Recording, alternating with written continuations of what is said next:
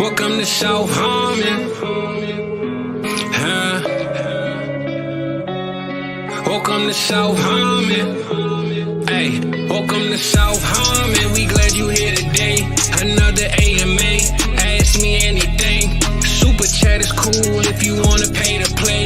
Like and subscribe, that's what we really appreciate. Let me introduce you to the tear down king. Mike McNutty, ask your questions, he'll answer anything. ATM, you know Adam, put them graphics on the screen. Glad you tapped in now, stay tapped in for the team. Hey, everything is posted. Go follow the socials. South Harmon FF tag us if we get noticed. Welcome to South Harmon, we glad you here today. Welcome to South Harmon, we glad you here today. Another AMA. Welcome to South Harmon, we glad you here today.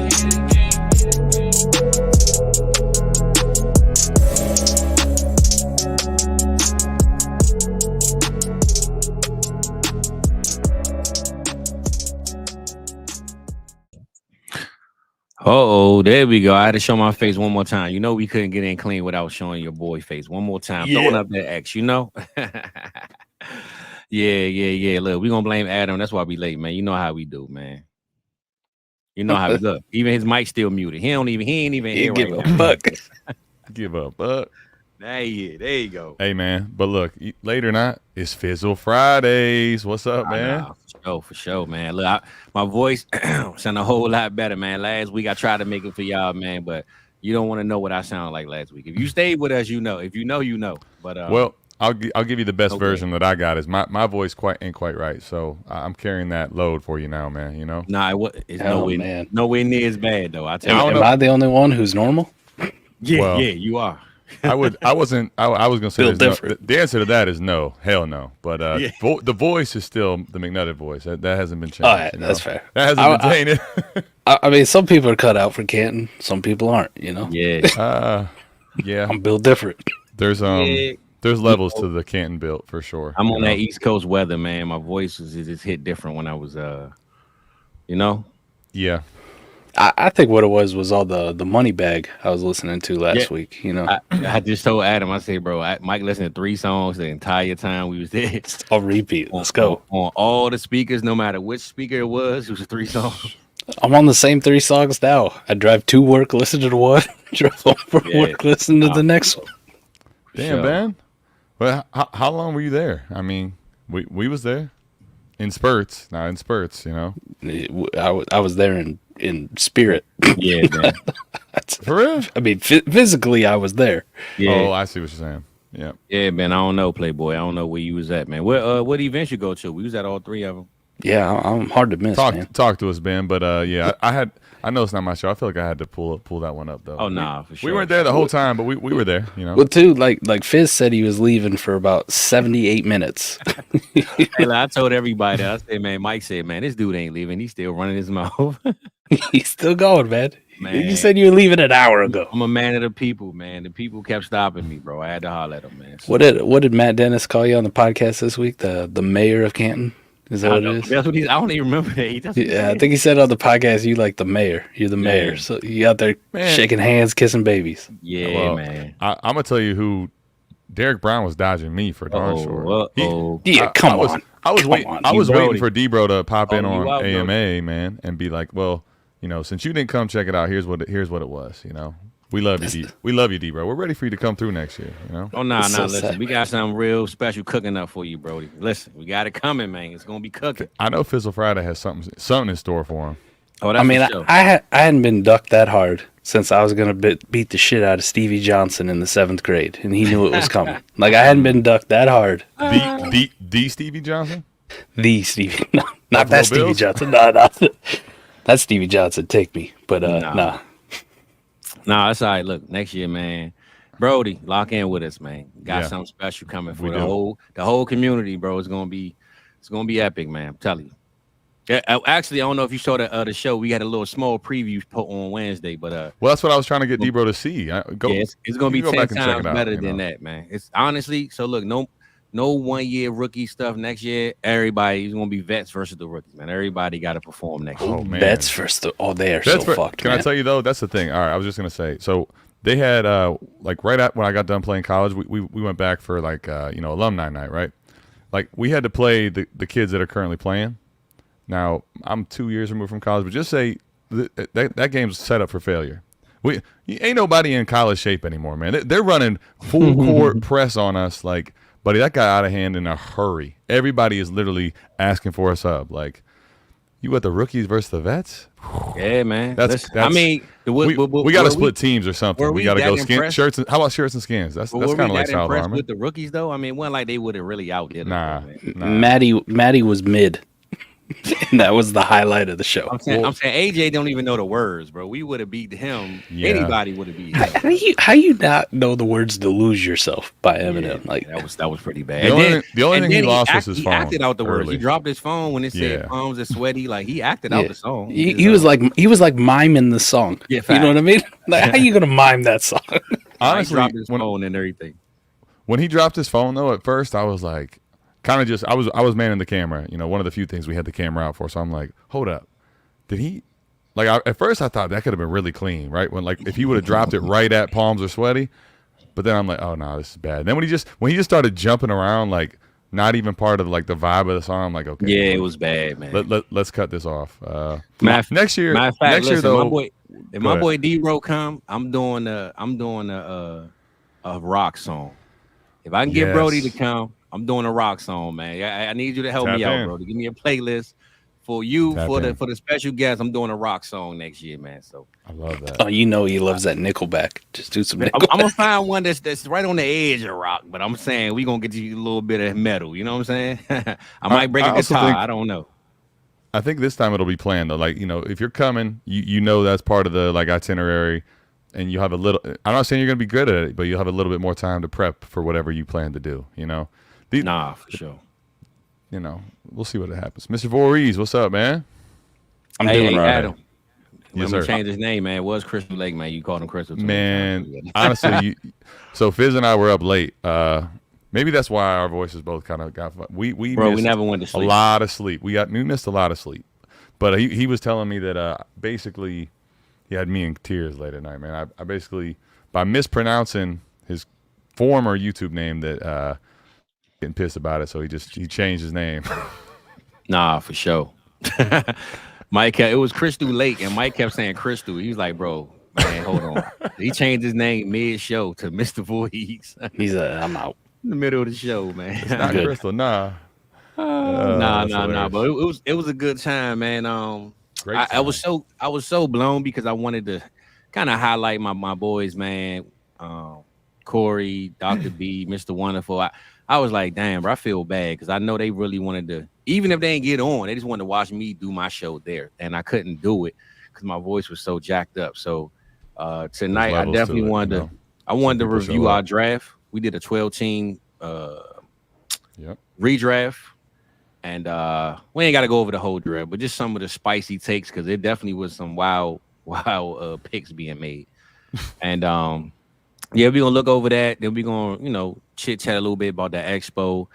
And depending on how this draft that we're currently in right now go, we could talk about maybe the first couple picks on that one. And we got a staff league, 16 team, super flex. So of course I end up with the number one pick, which I don't know how or why, but we all know why.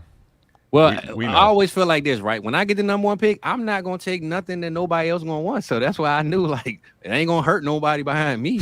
My guy, I'm taking Lamar Jackson. Ain't nobody else taking Lamar Jackson 101. So appreciate you. I said, man, Mike, like, look, I'm glad he in front of me because he ain't gonna take my man. So nope. What I know is also I be getting set up. I've started to learn a little bit around South Harmon. Like I'm about to get the middest pick of the mid possible, right? 106. Just here you go. I'm on the clock right now. I was gonna make it on the clock, but you know how I gotta look at warp. But go ahead, talk about the other draft. No, do your warp thing, bro. I mean, so no. I'm running this while you do that. Multitask. Come on, man. We can get this. I wish I would have did what I was supposed to do, but me too. I think Mike's third. Matter of fact, Mike, I'm gonna send you the link to the draft too, so you can look at it. But I just say the first round was pretty wild. You know, it was one of them rounds where, actually, it was pretty cool. It was a second round that really took the cake. When we went to that second round and Justin Jefferson slid to like the 207 or 20, it was wild. Damn. Yeah, it was wild, man. It was one of them drafts I felt like I shouldn't be a part of no more because what's going on here? Like, even though I'm the one that passed on him, I still felt like, hold on. Let me go back right quick. You know what I'm saying? But don't get me wrong though, man. I'm gonna go with my guys, man. I'm Puka all the way this year, man. I took Puka over JJ, and I just feel like that's my guy, man. So over JJ, I took Puka over JJ, man. I'm rolling with it, man. That's how I'm rolling this year. He ain't fucking around, man. That's how I'm rolling. That Martin Emerson pick of Sam Darnold and locking him up, that was what got you scared? Nah, well, honestly though, this was before the JJ McCarthy injury, but it just was like, man, I don't know. I just was in the mood, man. I said, let me shake the room a little bit. You know what I'm saying? Teach these youngsters how to do it, man. You know, so. But I actually was like, okay, maybe I'm helping the next man. But then when the next man didn't take him, and then the next man didn't take him, and I'm like, damn, hold on, maybe I should have took him because what's going on here? I started to feel like I was wrong in a sense. So, yeah, that JJ pick, man, was one of the worst slides of fantasy history this year, and I feel kind of sad that we allowed that to happen. So, I sent you the draft, Mike, but I'm gonna go through the first round a little bit.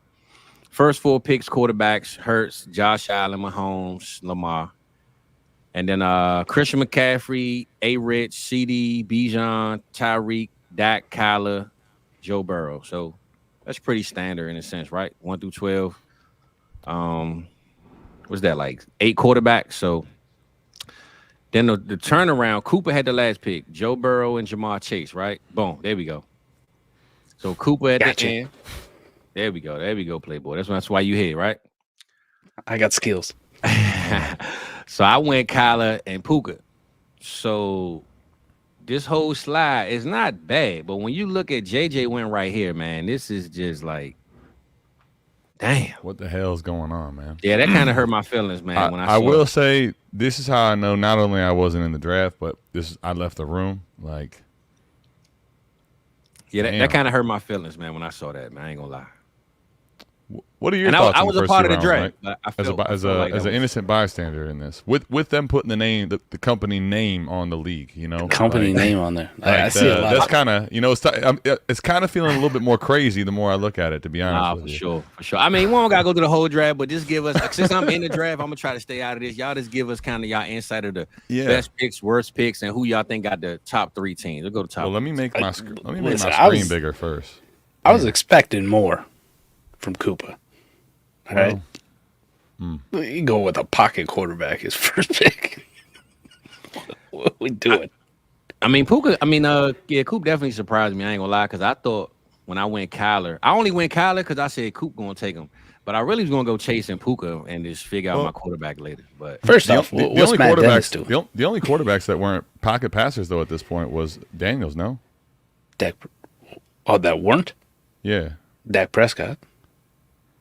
I mean, the new version of Dak really is kind of more of a pocket passer, I guess. He's a pocket passer. Definitely. Yeah, he's a pocket passer. I will give him that. He's a pocket passer. And Matt Dennis over here taking Dak above Kyler Murray.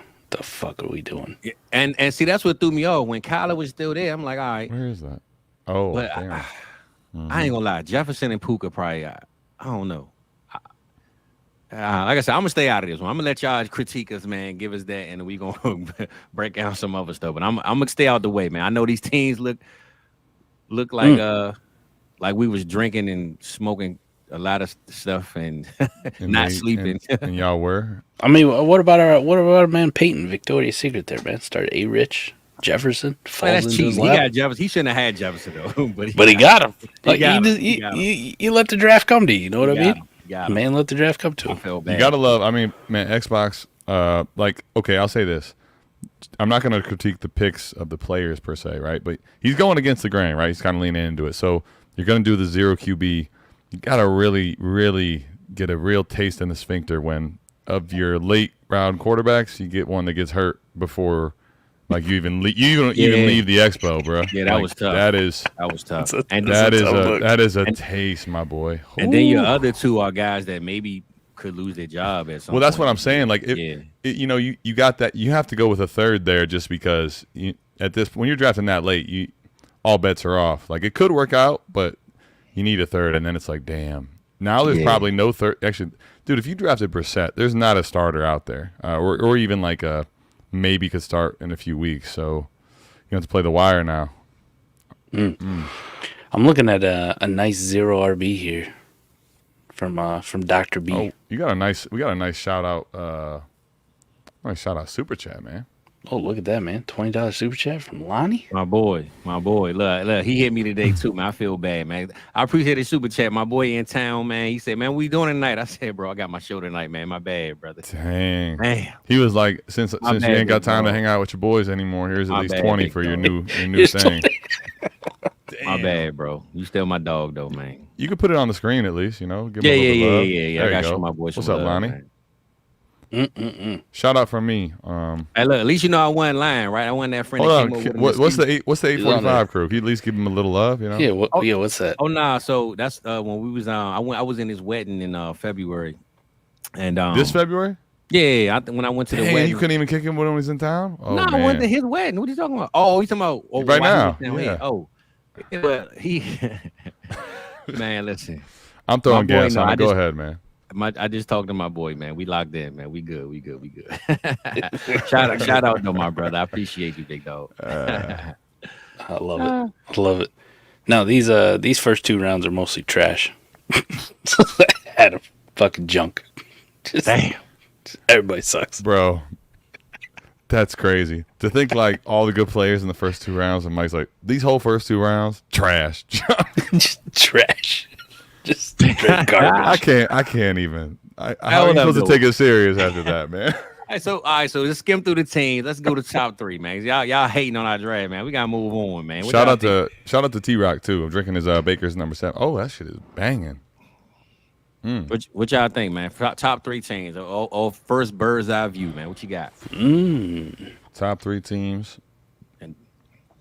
I'm gonna go with Dr. B. Oh, hey, I told Doc. I said, Doc, I don't think your team all that good. So, Doc, there you go, big man, big dog. Look, Purdy in the third round. We're becoming a long way. We're becoming a long way. I love this. I hear you, Doc. It's Purdy in the 3rd round. It ain't like he had Jaden Daniels. He didn't get that choice. Yeah, he was 3 picks away from having it. Now, put this into consideration. It's a lineup league, too. Lineup league. Yeah. Lineup league. I like that 0 RB build because the 0 RBs turned out to be Pollard, Brooks, Austin Eckler. That's not a bad, like, hey, we'll be all right. I like that team. I like it a lot. Salt did all right for himself. Which one? I like Salt team. Oh, there it is. I got it. The blue. Yeah, Salt did all right for him. Picking out a 3 spot. Hey, no 3rd round reversal in this. What the fuck is going on? Like, what did James Cook? These people, man, I don't know, man. If James Cook's second half of the year is something to like actually replicate for a full season, hang your hat on. That's a nice running back 1 this late, Yeah. A lot of fucking tight ends early, man. I will say, Mike, they got to at least make you proud. Like sometimes they you could tell they must be listening. Like Josh Jacobs going at the 6'11" feels like you got through to somebody with all your videos. I got through to somebody finally. Let's go. I like Maddie's team a little bit though, honestly. Now I will say, Neighbors and DJ Moore at the receiver will be interesting to see how it happens. But if Levis has a good year or has a decent fantasy year, like that team could be ridiculous. He has there. I mean, CMC and Breece Hall stay healthy. Like, bro, he got Brian Robinson in the 12th round. I actually, man, looking kind of going over him again. I think I like Maddie's team quite a bit. Yeah, he's got a nice squad. That's your top 3. Also, hold on, don't sleep on Mike. What do you think of Japper's team? Don't sleep on Japper's team. Actually, if I'm going to wait on my second quarterback, Stafford's one of those guys that obviously it's health related, but yeah, when he's been playing, he's actually been pretty solid.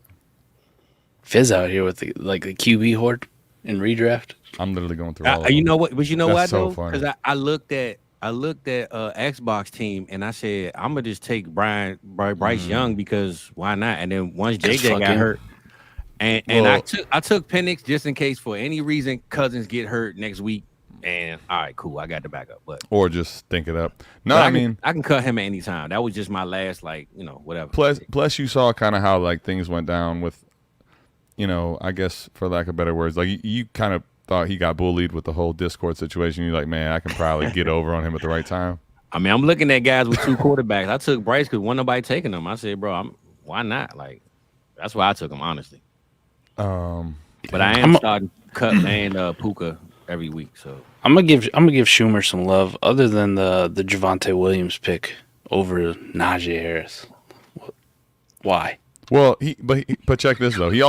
He took both him and Aaron Jones, so he clearly was like probably not really considering him. I would imagine. I get the Aaron Jones thing if you wanted, but I'm just saying if you take 2 running backs and at that spot, like Najee wasn't gonna be, he couldn't have been that much in his consideration.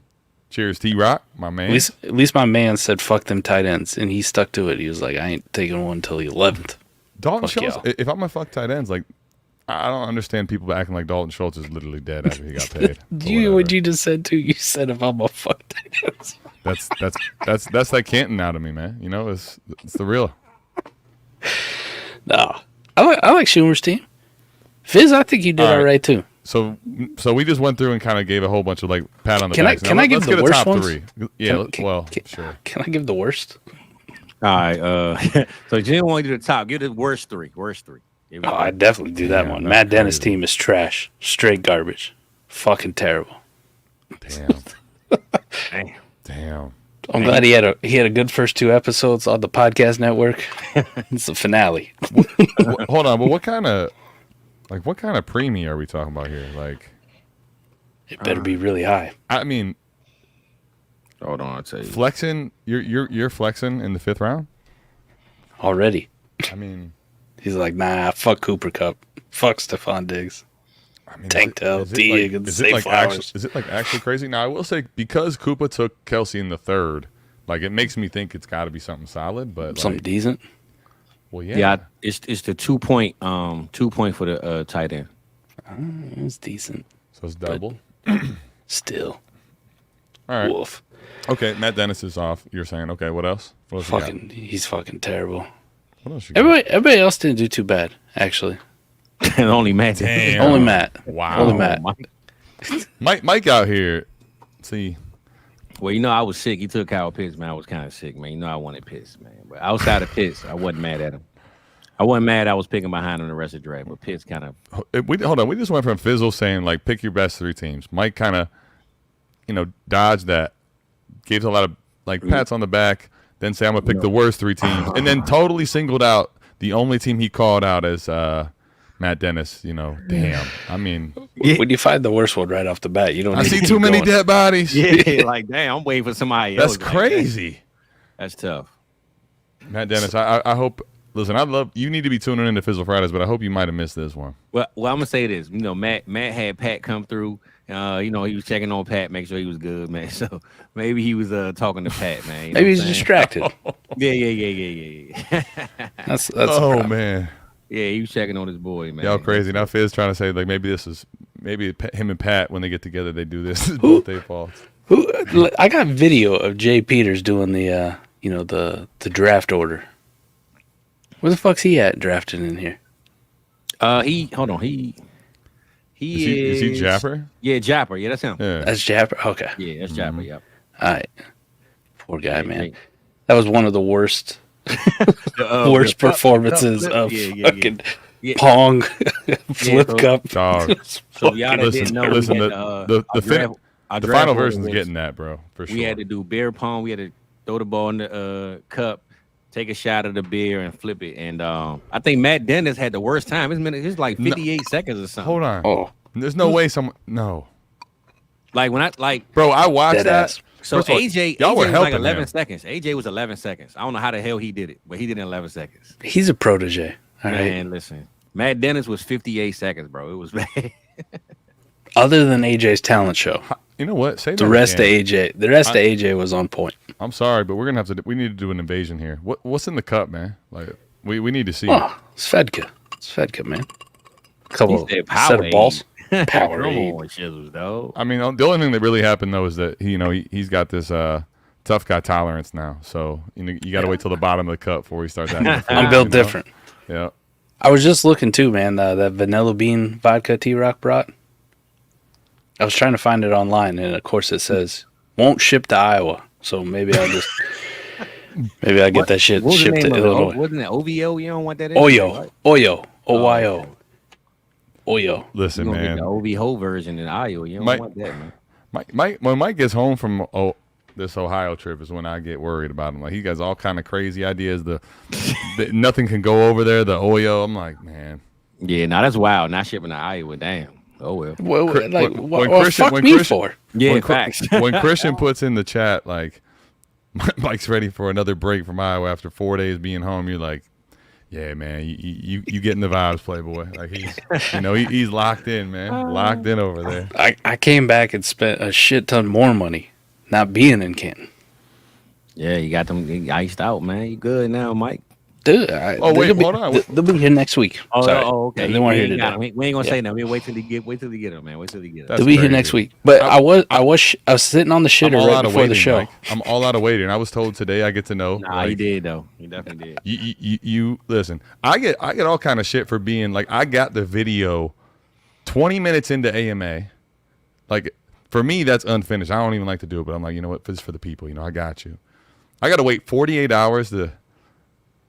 Belly full of white dog shit. Now you lay this shit on me? Damn. Yeah. When are you supposed to have them? Next week. All right. Next Friday? By the AMA, you be God, or you bring them out on Friday. What you got, Mike? What you got? I'll break one out on Wednesday for you, Adam. Oh, one. Damn. And then okay. Fizz. Come on, man. Y'all went, baby. Get a jersey. I wasn't even gonna wear a jersey tonight, man. Y'all boys over there doing the big, man. You know, if I'm gonna do something, I'm gonna overdo it. Nah, for sure. That I know. I'm gonna do it to the extent where you go, damn, I think Mike got a problem. Well, yeah. I'm glad we talked this whole draft out. I feel as though I haven't really learned a whole lot. Or if I was watching, I'm not really sure what the actionable takeaway is. But since we ain't figure out who was the best, like I said, I felt bad, man. I really wanted to do this with my boys, man. But I got my other boys here to talk about it, and Mike just basically said, I give you one answer, and it's the one worst team. All right, we'll do it. We'll do it. All right, everybody goes down. You got to put money on this one, like who's winning the league. I like it. Outside view. Who you taking? I mean, I'm in the draft, so it's kind of hard to. All right, between me and Adam. That's double. Fizz, you just double down. Double down. You pick, just pick double yourself, down. Pick your own team. Yeah, I'm gonna pick mine for sure. All right, well then. All right, done. People in the comments, what y'all got going on? Adam, you got to pick one of these mid-ass teams. Yeah, I mean, so you know what I'm doing, Mike, actually, as I go through this, because I really haven't. There's not one that like really stands out, and I think a lot of times in redraft that's just how it works. So I'm kind of looking at like which teams are built a little bit differently from the rest, I guess. There's just something to me, especially because the only video I saw of the ones doing the draft order was Jay Peters, and that the reason he got this pick was because that was so bad. So this has to be better. Plus, I mean, listen, I made a video about CeeDee Lamb, about Mike Evans. We already know Derrick Henry one last ride there. I'm gonna take that shot. I think I could go a few different ways, but let me get Jay Peters, man. Let me rock with the guy that came with the new gummies and just kind of made a stamp on freaking the whole week, man, with them gummies. Yeah, I want to go with Dr. Doritos. No. Because I think it's solid. but I'm rocking the fucking Jaden Daniels jersey tonight. So you know I'm going with my boy Corey. Okay. Right? Corey, take this thing down. Jalen Hurts, Jaden Daniels, end of discussion. Let's get it, man. I respect it. Even though you said you was disappointed in him for taking that he fucked up that Javonte Williams pick, man. He fucked that shit up bad. Okay. Nah. He fucked that one up bad. So all right, hold on. So I don't mean to pick on my boy, but what y'all think about Coop, man? Let's get on Coop to end out the debate. Because I know you said you disappointed in Coop, man. What you think about my boy Coop? He had like, I'm talking about like 13 sheets. He had a spreadsheet. He was highlighting the players as they go. I want to hear what y'all think about Coop. Coop. I got the warp up. I mean, I'm not sure what I guess disappointing, whatever. I thought that was just about Burrow. Maybe I'm wrong, but like, I think it makes a lot of sense. He got like 4 New England Patriots though. First of all, he stacked Chase and Burrow early. I mean, it's obviously the 2-point tight end premium, the warp line where it is, like Kelsey. I mean, I don't hate it, but Mike, talk to him, man. Bury the kid. Why not? I'm disappointed, man.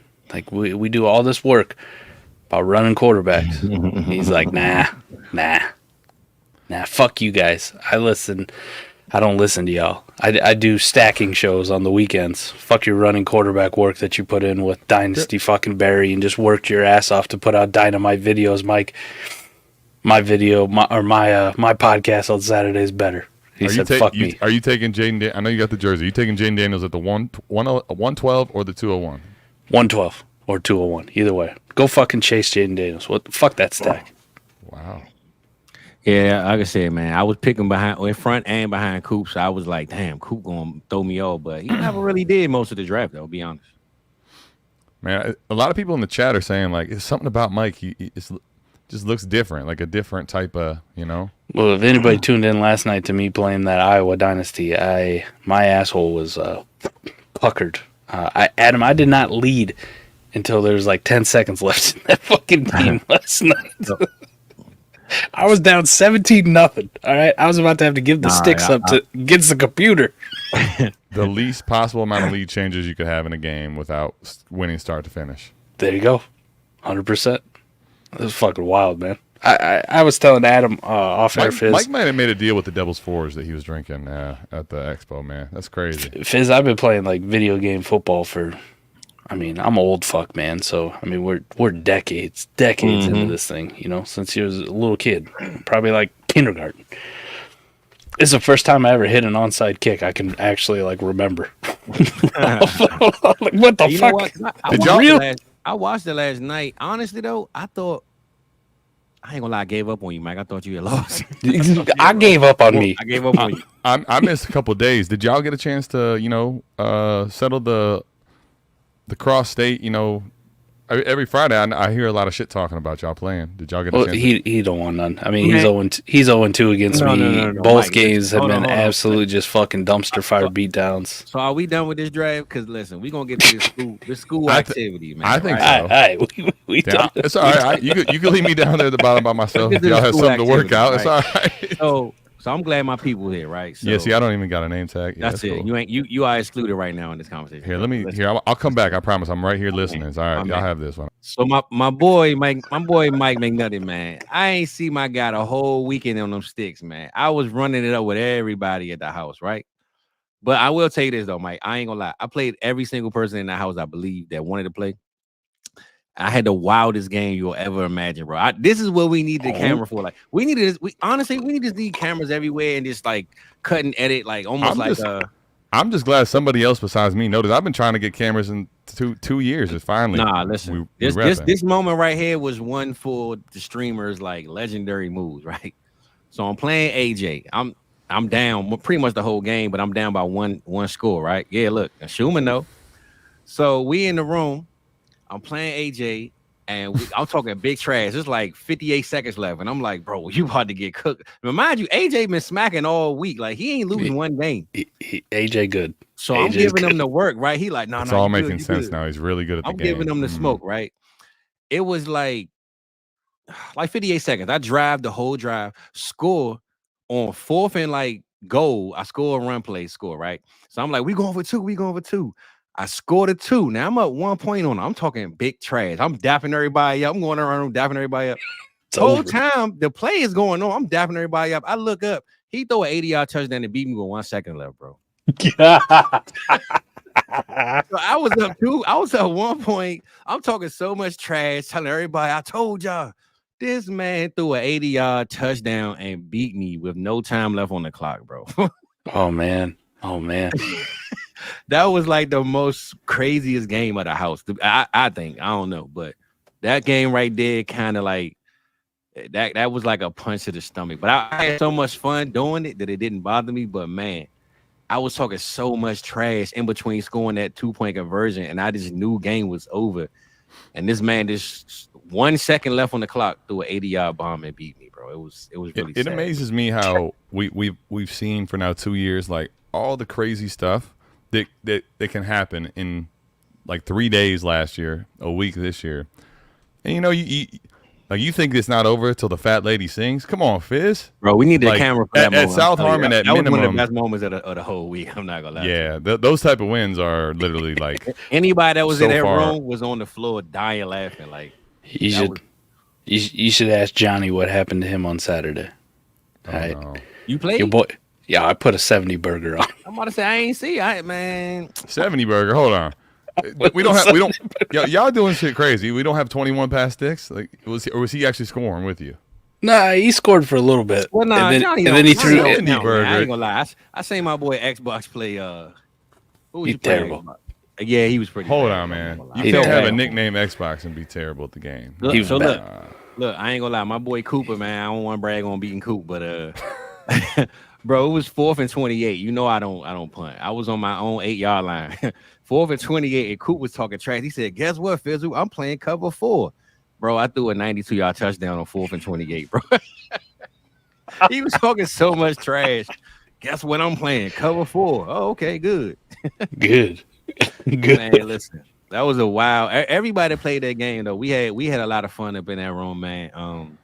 But all that to say, y'all did not get a game in somehow. That doesn't make sense.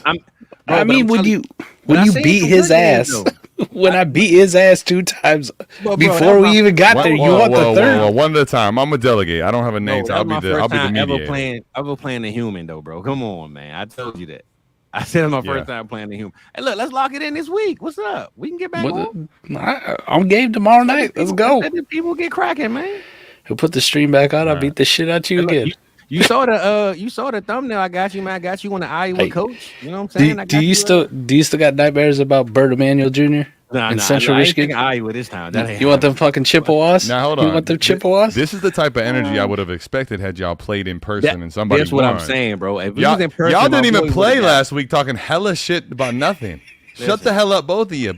Listen. You had a whole fucking week to play. Didn't play. Talking all this crazy noise. I played everybody in the house, though, bro. Oh my gosh, man. Now I'm gonna say this though.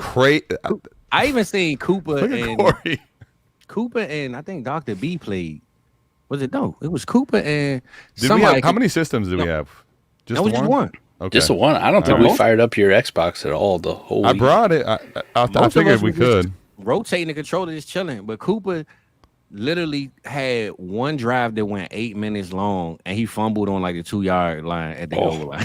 Tough looks. Bro, that's also tough for just the game in general. 8 minutes of the game, just nothing happened. Cooper went through the half of the second quarter and the whole third quarter, and then got to the 6-yard line and fumbled the ball. Man, it was pretty bad. Pretty bad to watch, man. That's why I said I can't brag on beating my boy Coop. It's all right, Coop. I still fuck with you. Shizzles remembers. He remembers them Chippewas. He knows what fucking happened. Fizz a hater, man. Shizzle's a hater, man. Fizz said someone was messing with the online sliders, man. You know. Yeah, that was the problem. Though, man. I said I ain't get it wrong with my boy, man. I played everybody in the house, man. Hold on, we got Fizz with the glass. I just realized we got Fizz with the shades on, Mike without. I had to put him on. I think Mike without the shades was throwing people off. I had to put him on, man. There we go. All right, now it makes better. Now it looks better. So I was trying to tell you, Adam, before the show, I was taking a dump, spending more money. I got 3 pairs of new shades coming next week too. That's my man, Moneybag Mike, man. I told him that's his new name, man. Damn. Call me Quickie. Okay, you work at the Quickie Mart or what? Are you working at the Quickie Mart? I got 4 pairs of shades now. Call me Quickie. Yeah, I don't make that add up. Yeah, make that add up. I'll settle for whiskey. No, listen, Mike. Y'all. I was one of the only people that got to really witness Mike's anger on my. See, Mike's is all big, relaxed, happy go lucky. He came in there mad and on a mission to like mess some people up Monday. All right, and he did too. Corey talks about how like within 60 seconds he's spinning with that 66 in. AJ's on the ground. Can't get up. Mike's happy as hell again. Yeah, I don't know how y'all survived the whole week, bro. That's tough. I warned him, Fizz, Monday night when I got there. Well, Tuesday morning, I guess, technically. I warned him. I said, I brought them with me. They strong. But everybody thinks I was just fucking around on the stream. So, you know, I only gave AJ a 33. I gave Corey the full boat. Both of them died. Both of them died. I'm sorry. I'm just built different. I don't know what it is. If anybody in my job watching, I ain't eating no gummies. Just let y'all know, okay? You don't No gummies. I don't gotta take no test tomorrow. No gummies. I I just gave him that nicotine pouch. You know the one we had on Draft Street. but nah, man. Listen, outside of the gaming though, for those that didn't watch Wednesday or is just now hearing about this, man, nothing like the week at the Expo, man. One of the best events probably ever in history. If you don't know about it, you need to learn about it. But well, I don't know, man. Let me just give some highlights, man. You know, what was y'all kind of best moments of just all around, you know, what was going on, and like we going our big three each. I like that. You know what? 'Cause I had told Adam, I said, bro, this is gonna be super random, but we could have a real life have a draft of four round. I mean, 3-pick draft of our best moments of the weekend. You know what I'm saying? Like, wait, who's Jeffrey Allen? Oh, that's my dog from work. What up, Jay? Oh, okay. What up, well, Allen? I mean, it's cool. I'm glad you watching. I was just like, there you go, making sure I wasn't. I was thinking like, is this somebody like, you know, stalking us? No, what's happening, man? Should we be worried? Nah. I was looking out my windows. Yeah, man. I felt like we were in the Halloween recap again. Is everything cool? What up, Allen? Nah. But what was y'all best moments, man? Let's go. Why don't you start off? Your show, you know? Well, me, man, I'm gonna be honest, man. I got a lot of funny, great moments. One of them was that game, that's for sure. So that's one. All right. But I can use that for my last there you one, go. or middle, whatever. Yep. But I would have to say, man, I had to be my boy Rock, man. I'm glad he on tonight. I know he say Fridays he be busy at work. He can't get on. So my boy Rock, man, listen, I don't know if he just my baby boo or he just my bro from another mode. I don't know, man. But my boy Rock, man, it's not one night that we didn't go to sleep that we ain't talk for like 3 hours, bro. I'm talking about every night in this room. I'm either in my bed, his bed. One night, Saturday night, I was in the rocking chair, he in his chair. And we just drinking. I'm pouring his cup up, and we just talking about everything under the sun for like 3 hours, literally under the sun, because the sun was up by the time we finished. So I think since we, you know, talking this out, like I think the deepest secret that y'all told each other that wasn't supposed to leave, like we air that out right here, because that's a lot of talking. No, we were super talking. No lie. Appreciate you, bro. I don't know anything like you know, noteworthy or obviously that you can share with the group. Obviously, don't share it if you can't. Honestly, bro, it was just about life, like just regular life. It wasn't nothing like I can't pinpoint like a topic. It was like there family. was no pin. All right, cool. It was family. It was job. It was the company. It was 5 o'clock. 5 o'clock. My boy made me some soup. I'm like, Rock, man. I'm like, Rock, I'm good, bro. I don't want no soup. I'm about to go to bed. My man got me. He making soup. You want the soup? This my dog right here, man. He even walked me to the car on the way out, man. I'm like, damn, Rock, man. This my boy right here. So I gotta say, my number one memory of the weekend is kicking it with my boy. He held my room for me after Maddie done stole our first room. He put us in a nice room, man. The cut. Adam couldn't find me for that was the other night. Nah, actually, we got to talk about that. T-Rock that's the story. It's coming up. That story gonna come up tonight. But yeah, it's coming up. My number one memory, man, kicking it with my boy Rock. I told him, man, we gotta start texting more, man. Keep in touch through the year, not just at the Expo. So shout out my big dog Rock, man.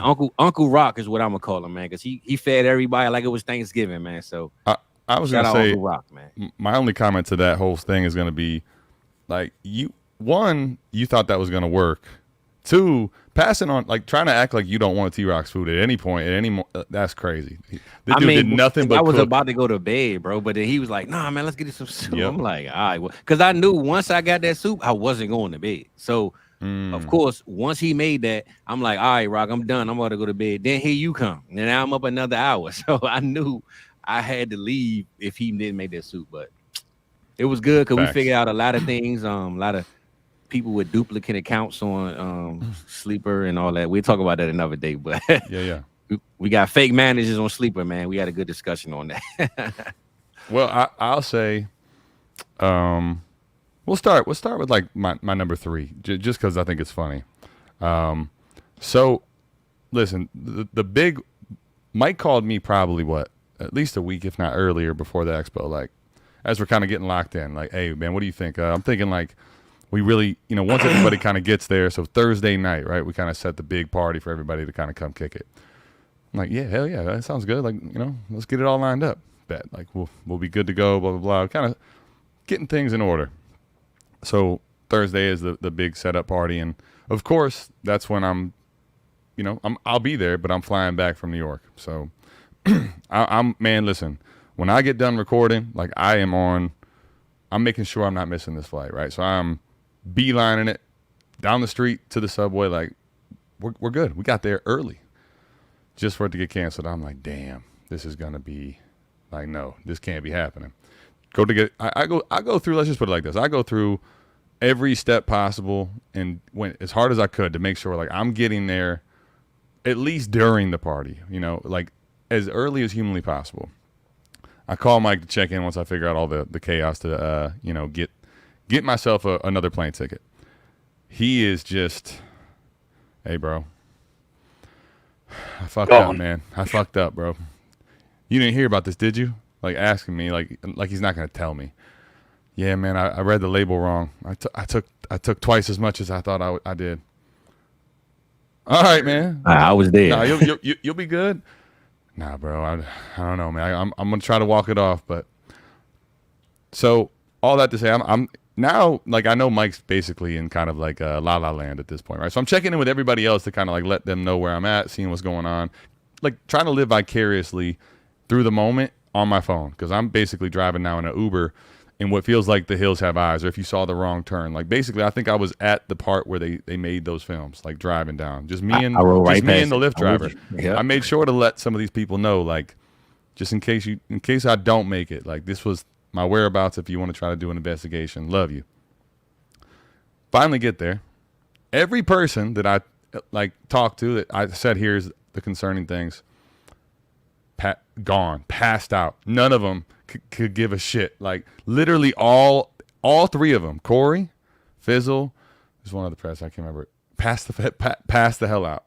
But at least I will say, I made it. Didn't need to. And Fizz actually texted me the best part. I know exactly when Fizz went to bed because he texted me, how far out?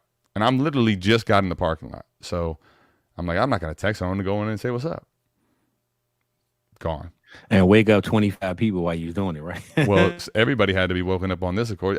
T-Rock had you hidden. But I will say, though, what was cool about it, too, was like I got to come in and see the after effects. Obviously, I missed the party bit pretty much, but like the vibes were cloud nine. Everybody was just in their like zone, happy element. Like, damn, we pulled it off. We pulled off a dope party, and everybody was cool. So even though I didn't actually be a part of the party, getting to see at least the kind of like the sunset part of the party, like, okay, everybody was in their best element. It was almost as good as, for me, it was as good as it could have been, honestly, even if I would have been there. Ooh. All right, well, I got back-to-back here since I'm on the turn. Yeah, you back-to-back. Number one, I'm going to kick it off with the first night I was there. First morning I was there. When AJ is up and he's talking about, man, I'm so glad to be here. I love you guys. This is awesome. He's having such a good time. I feed him a 33 milligram, nicotine pouch. He's like, this ain't nothing. This ain't shit. About 20 minutes later, Adam, what he hit us with? I gotta go poop. So AJ leaves the room. We sit there, we bullshit. Well, no. If you're gonna at least tell the start, I kicked him out of the room. That's true. He was going to poop in your room. No, he went in there. Like, well, now, mind you, I don't realize he's taking a 33, and it all of a sudden makes a lot more sense after the fact. Why he had to poop? Yeah, well, not just that he's fucked up. Like, he just went straight in there. He's gone. So he went into we got 5 people kicking it. 5 dudes are literally kicking it in like a living room area. We have a whole school with, I'm talking, I don't know. Endless how many shitters. toilets? Yeah, 20 plus. Shitters. I'm like, no, AJ, listen, bro. Like, you're new here. I ain't trying to do this to you, but like that's one thing we're establishing early. You can't take a shit like right on the left side while there's all these dudes are trying to kick it in here, and the door was half open. So we get him kicked out, but then he doesn't come back for what? Yeah, like Mike, that's what I was saying. Time. So now we sit there. Back to you. I just want to fill that in. We're bullshitting, and like 45 minutes goes by, And I don't remember who the fuck said it, but it was like, anybody seen AJ? Like, God, he thinking longest shit in history, right? So like, we're gonna go find AJ. So we check the men's bathroom on the first floor. No AJ. We check the women's bathroom on the first floor. No AJ. We check AJ's room, thinking maybe he just stumbled down to his room and passed out. No AJ. At this point, I get sidetracked because I'm already fucked up, and I say, "Hey, Adam, let's go look at the rest of the school. Like, I want to see what Gary's done at work." So we go up to the second floor, checking some shit out. Come back down to the first floor. We're heading towards the auditorium, right? Heading towards the fucking gym. As we round the corner, lo and behold, I was getting ready to tell Mike, like, look, there's some new lights in there, and show him the whole gym, and we got derailed from that too. We get around the corner, and lo and behold, there's AJ sleeping in the middle of the hallway, just on a rug, just passed the fuck out.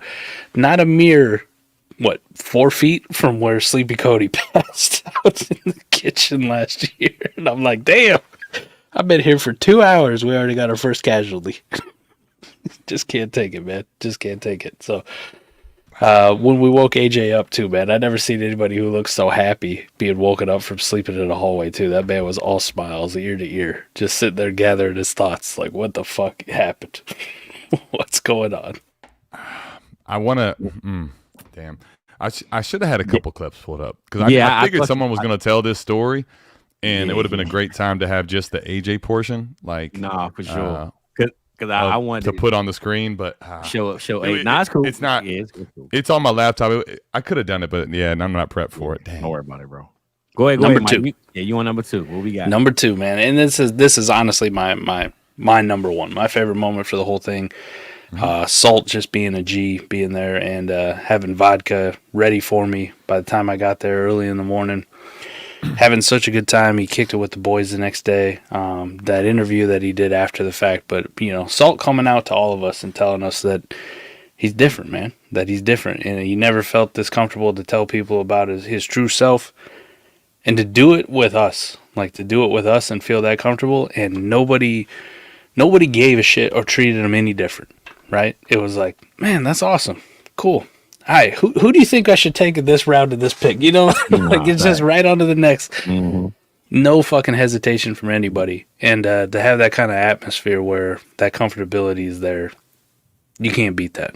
You can't beat that at all. And then won the beer pong tournament. So shout out. Fucking this goes on to just represent South Harmon by taking down the beer pong tournament at the Expo party. Yeah, dope. Carrying the self-crowned valedictorian from the rookie class, carrying Mr. Wonderful to that title, Just carrying him. Mr. Wonderful. I will say, I played some late night beer pong one night. Saul can put it together now on some beer pong. I'll give him that. He's got some skills. Yeah. Saul can shoot pool too. Saul got the skills, man. Really? I didn't get a chance to shoot pool with him. He was talking his talk. I'll give him that. He was talking his talk. I didn't shoot pool with many people there, but I held my own. That's true. I held it down. I would agree with that last part for sure. You're welcome, Adam. You seemingly wanted to extend the game, kind of like wanted to go overtime or whatever. But I was enjoying myself. Are you through with that part? Or yeah. Because of my bad. Don't let me rain on your parade. No, you're good. My parade. It was your story. I'm cool. All right, so back to me. Well, I mean, of course, that was going to be definitely one of mine. So now let's make a pivot here. I'll say kind of on the same around basically with the same idea of that same story, right? So when he said that though, like we ended up after that making the tea time, and man, I'm thinking like I wanted to play golf, but the weather looked shitty as hell, right? So it's like I in Ohio now, granted, it's when it's like that, you're liable to get one of two things. Like it rarely the next day is going to be what the forecast says, where it's raining. It's normally going to be like it looks clear, or it's like you're going to go have a absolute. You better be a mutter, man, because it's going to be ugly out there. Kind of like, man, I don't even know. To get through what we thought, we have to get up super, super early after the first night. Like I know Mike's already not here late. Like we're gonna make a tea time at 7:15. Like I know I can do it, but I'm like, if these guys are really down, cool. So 7:15 tea times are aggressive, man, because like it was about a 30-minute drive, And I'm like, all right, let's go do it. So what I love about it though is like off the back of this, Salt basically, right? He was supposed to go to work the next day, but he made a Devil's Forge type deal where he had to work 2 Saturdays in replacement for the day off. And basically he ended up he ended up working a half day. Like he went after golf back to work to make up some of it. But the only person that answered the bell other than me, I just never went to bed, was Salt. Like he's in there early. Like, okay, Salt's cool. Not just that, like he can party, go hard, and then, answer the bell. Corey, his idea, I mean, I'm pretty sure this dude could have slept through where we should have been on like hole 12 by now. Like he was fucking gone. AJ, what Mike did to him, I mean, no surprise, but like for him, just think about that, right? Like you don't know these dudes. You come to kick it right away. You're like, listen, man, I'm cool with you guys, and I appreciate like the love, and this is where I'm at. No problem. He gets up on like no sleep, goes back home, comes there, plays golf, had a pretty nice showing, and then went to work, and then straight back to the shit house. All like, I'm telling you, man, like there's people that went there, did not have any work. And Salt, like in the first night, kind of like did all that. He might have put together in that day, like when you look back, like what would you say? He did more than some people did the whole damn time they were there almost. So respect early from Salt too. Nah, for sure. Like I said, man, Salt was the man, man. It was for those that weren't at the school, you might not really feel these stories, but I promise you, man, that was this the one thing I like about this whole Canton event and what we got going on is, one, I get to see my guys. We talk online all the time. We don't see each other in person, but to go there and know that we gonna link up and chill for 3, 4, 5 days, however long, we literally get a whole year's worth of whatever we need together in like 3 or 4 days. You know what I'm saying? So, you ain't gonna feel it unless you there, but I promise you, ain't nothing better than what we do out there, man. And it's about to keep getting better, I promise you. But I'm back to back. I ain't gonna prolong too long on my 2, but I want to say my next one, other than like I said, the video game thing, it definitely would have to be man, just going out. Like I'm gonna blend both mine together. Like literally going out and meeting the people. Like I told Adam, man, look, I feel like I'm the mouthpiece, bro. I can't go anywhere without talking to 100 people, bro. You know what I'm saying? Like people pulling me to the side, want to take pictures. I got a bunch of pictures out there that I don't even remember who the hell took my picture with. But the crazy part is we don't have hardly any of them. I have a few. I'm gonna sprinkle in there, bro. I got pictures with everybody. Paparazzi got them all, man. Sheesh. I was talking about like random people, man. I'm talking to the dog walking down the street. It don't make no difference, man. I'm talking to literally every person out there, man. So meeting the people, greeting the people, but I would have to end with probably the story of the weekend for me is the good old handshake moment, man. My handshake moment was the one, man. That let me know that I'm really one of those guys, man. And the guy, for those that don't know, Bob Lung, he runs the whole event. Without him, wouldn't be no Fantasy Expo. And it's weird to even know that he know me. Like he called me, hey, what's up, Fizzle? Like his daughter know me, his son-in-law. Like I'm cool with the whole family at this point. So we standing in the hotel lobby getting our name tags. And I don't know why I'm the one standing on the end of the line, but it's like 6 of us kind of just in a circle line, whatever you want to call it.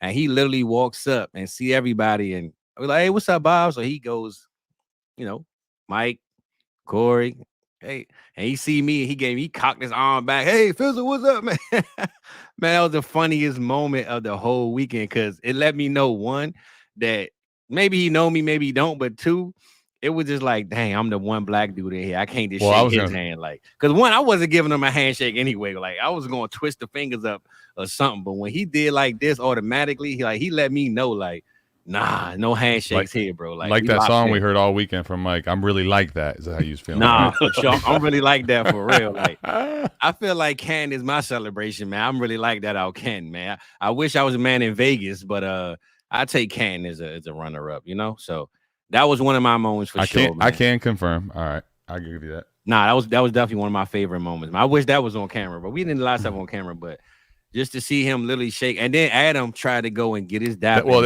I hear all this after the fact. I'm crying, laughing. Both times they told me, and I'm like, you know what, man?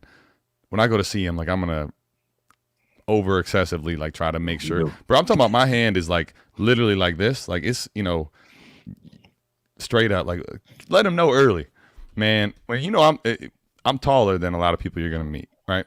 So he comes over the top to like make sure that there's not a dap, right? It's gonna be the real hand. And like he's kind of like this. I'm just like a 90-degree angle, like I'm there's just let it happen, man. He's not gonna dap you up. You're just not getting it. I was like, all right, Fizz, yeah, you might be the only one.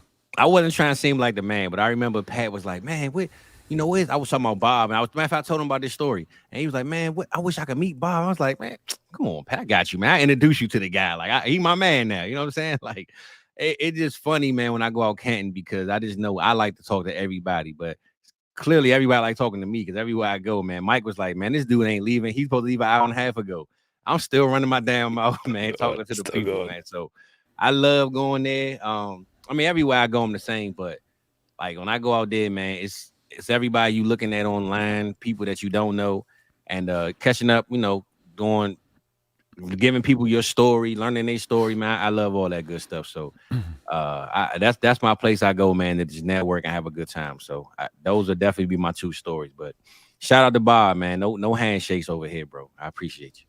Damn, Bob. I can't even, you know, you can't even like placate me, you know, it's all right. Nah. So I think like when I'm going back to kind of that first one, right?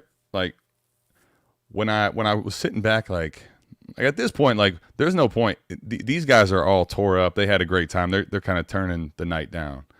Like you're not going to catch up with anybody there. I mean, Mike told me again, like at 2:00, bro, I don't know if you heard, man, but I read the label where I'm like, yeah, I'm there's no way I'm catching up with these dudes. Like it's a wrap. You might as well just turn in for the night. But I'm sitting back kind of observing, like everybody was in like having such a great time, right? And I think for me, like I knew this, but going into the Expo, like I think for me personally, that event is really like about everybody else, meaning the squad. Like anyone that's a part of our team, whether they make content for us, they do any type of anything that's kind of gonna help like grow the brand, right? On a day-to-day or week-to-week basis, whatever. But also all the people that come and just like literally they're just, you know, followers, fans, whatever, but they feel so connected already from what we do in our work that they're just like, man, this sounds like a pretty dope time. Like I'm gonna come check it out. And realistically, almost none of them know anybody for real before they come, right? They just in Discord. But then you get to see like all the relationships that are forming and like, you know, observing some of that, it's like, damn, like some of these dudes, like they, you know, they're like, they're homies now, they're boys. And I think about the progression, right? So for Mike and myself, we went 2022 the first time. So that's not really that long ago, right? This is the 2024 Expo. 2022 at that time, we're rocking with Destination Devi. Mike and I just very recently like started doing a podcast that anyone actually listened to, right? So like, honestly, at that point, nobody knows really who we are. We're just kind of like happy to be like, yeah, man, we're on a team that, you know, Ray Garvin with him. Like just to say that was cool and just be there, right? Be a part of it. And you look now and to see how much has changed in 2 years, and it's all because of like the community, right? So there's a couple stories on this that I'll kind of throw into one, but you know, me being late as always, you know, making Fizzle late today. I'm late signing up for my pass. I even get the email that says this is like your last chance to sign up for the pass online, or you're gonna have to sign up for it like in person. I like hit the link. I remember going to it, not filling it out, finishing it. I would talk to somebody. Damn. Next day, I'm like, I'm gonna have to go do it. So I go to sign up at the in person, and instead of getting the official name tag now, right, that they print out, you have to write on your own in hand and in Sharpie. So I'm trying with a big ass Sharpie to write my name in South Harmon like legibly. And as I'm not even done writing South Harmon, and the lady goes like, "Oh, you're with South Harmon?" And I'm kind of thinking like, you know, what you mean I'm with South Harmon? Yeah, I'm with South Harmon. Founded the South Harmon. Yeah. But I didn't say that. I'm obviously like, you know, wait, hold on. What do you know about South Harmon? She's telling me how she like, there's just so many of them. She handed out all these tags and all this stuff. And you start thinking like, dang, that is crazy, man, to think that the lady who probably doesn't know anything about fantasy football or whatever, just helping, you know, get the event taken care of. Like, she's like, you're with South Harmon, you know, like that's where it's at. And then you look at the way that the Expo as a whole is kind of run. Nothing against it, but just the way that all the companies that are going there to promote their products, they come with their team and their squad, and they set up, all their events at the Expo, and they go to meet and talk to all the other content creators in the space and the people that really, I guess, make stuff, items, writing, content, whatever, for actually fantasy football. But none of them have like anyone that's not in some capacity a part of like their actual company that's making money. Then obviously, I'm not saying that we don't try to make money, but like everybody's there really for the business side, and that's it.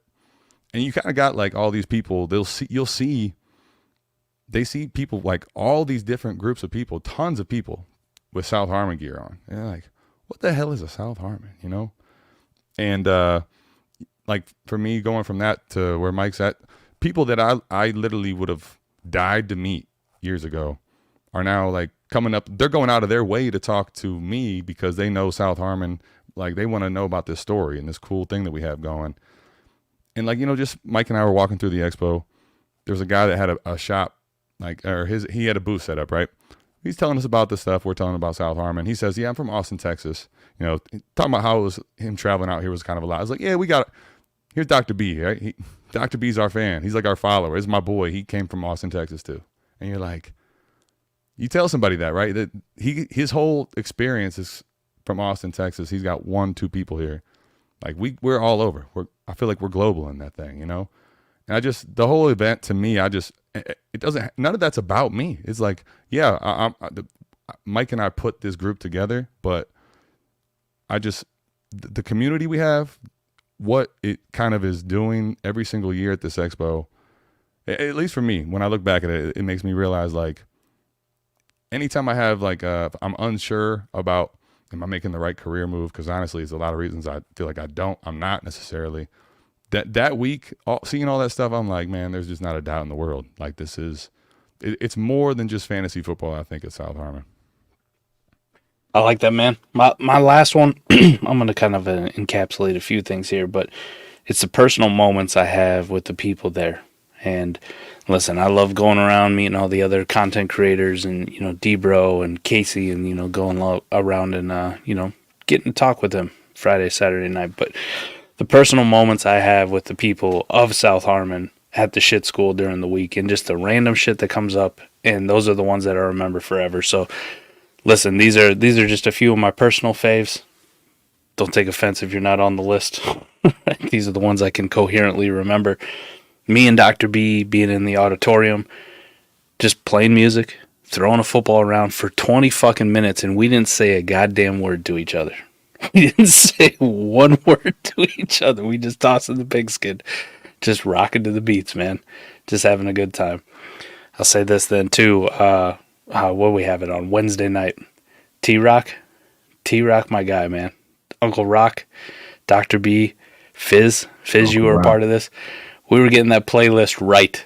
Yeah. we were getting that playlist right. Yeah. I spent hours on that playlist, man. Like, we had all the bangers. I done put you on. Every time I got to put my boy on, man. Every time you put me on. And then lastly, it was bittersweet, but that 3 a.m. fucking hour-long drive with Corey, my roomie for life, man, up to Cleveland. Drop off the rental car and hop on the airplane. Bittersweet too, because I had such a good time just chopping it up with him for that hour drive, and then comes the finale, right? You gotta dap him up and say your goodbye. At that point, I'm on like no sleep, tired of shit, hungover. It's been a long week, but like all those emotions, man. I'm walking through airport security like, fuck, it's really over. I gotta wait till next year. So those little moments with the people, man. That's what gets me going, man. It's my favorite every year, and I honestly can say this: the Expo is cool, and what Bob puts on is fucking incredible. This event, but it's almost at the point. It really feels like, listen, if I'd never left the shit school during that entire week, I wouldn't be mad at all. Like, I wouldn't feel like I missed a goddamn thing. I wouldn't feel like I missed anything. So, bro, we got to cook. We got food. We got everything. We don't have to. We close them gates and everybody had to stay in. We okay. We good. We'll survive. So yeah, the shit school, the Expo. I mean, Adam, you put it on a couple of thumbnails, man. A tradition unlike any other.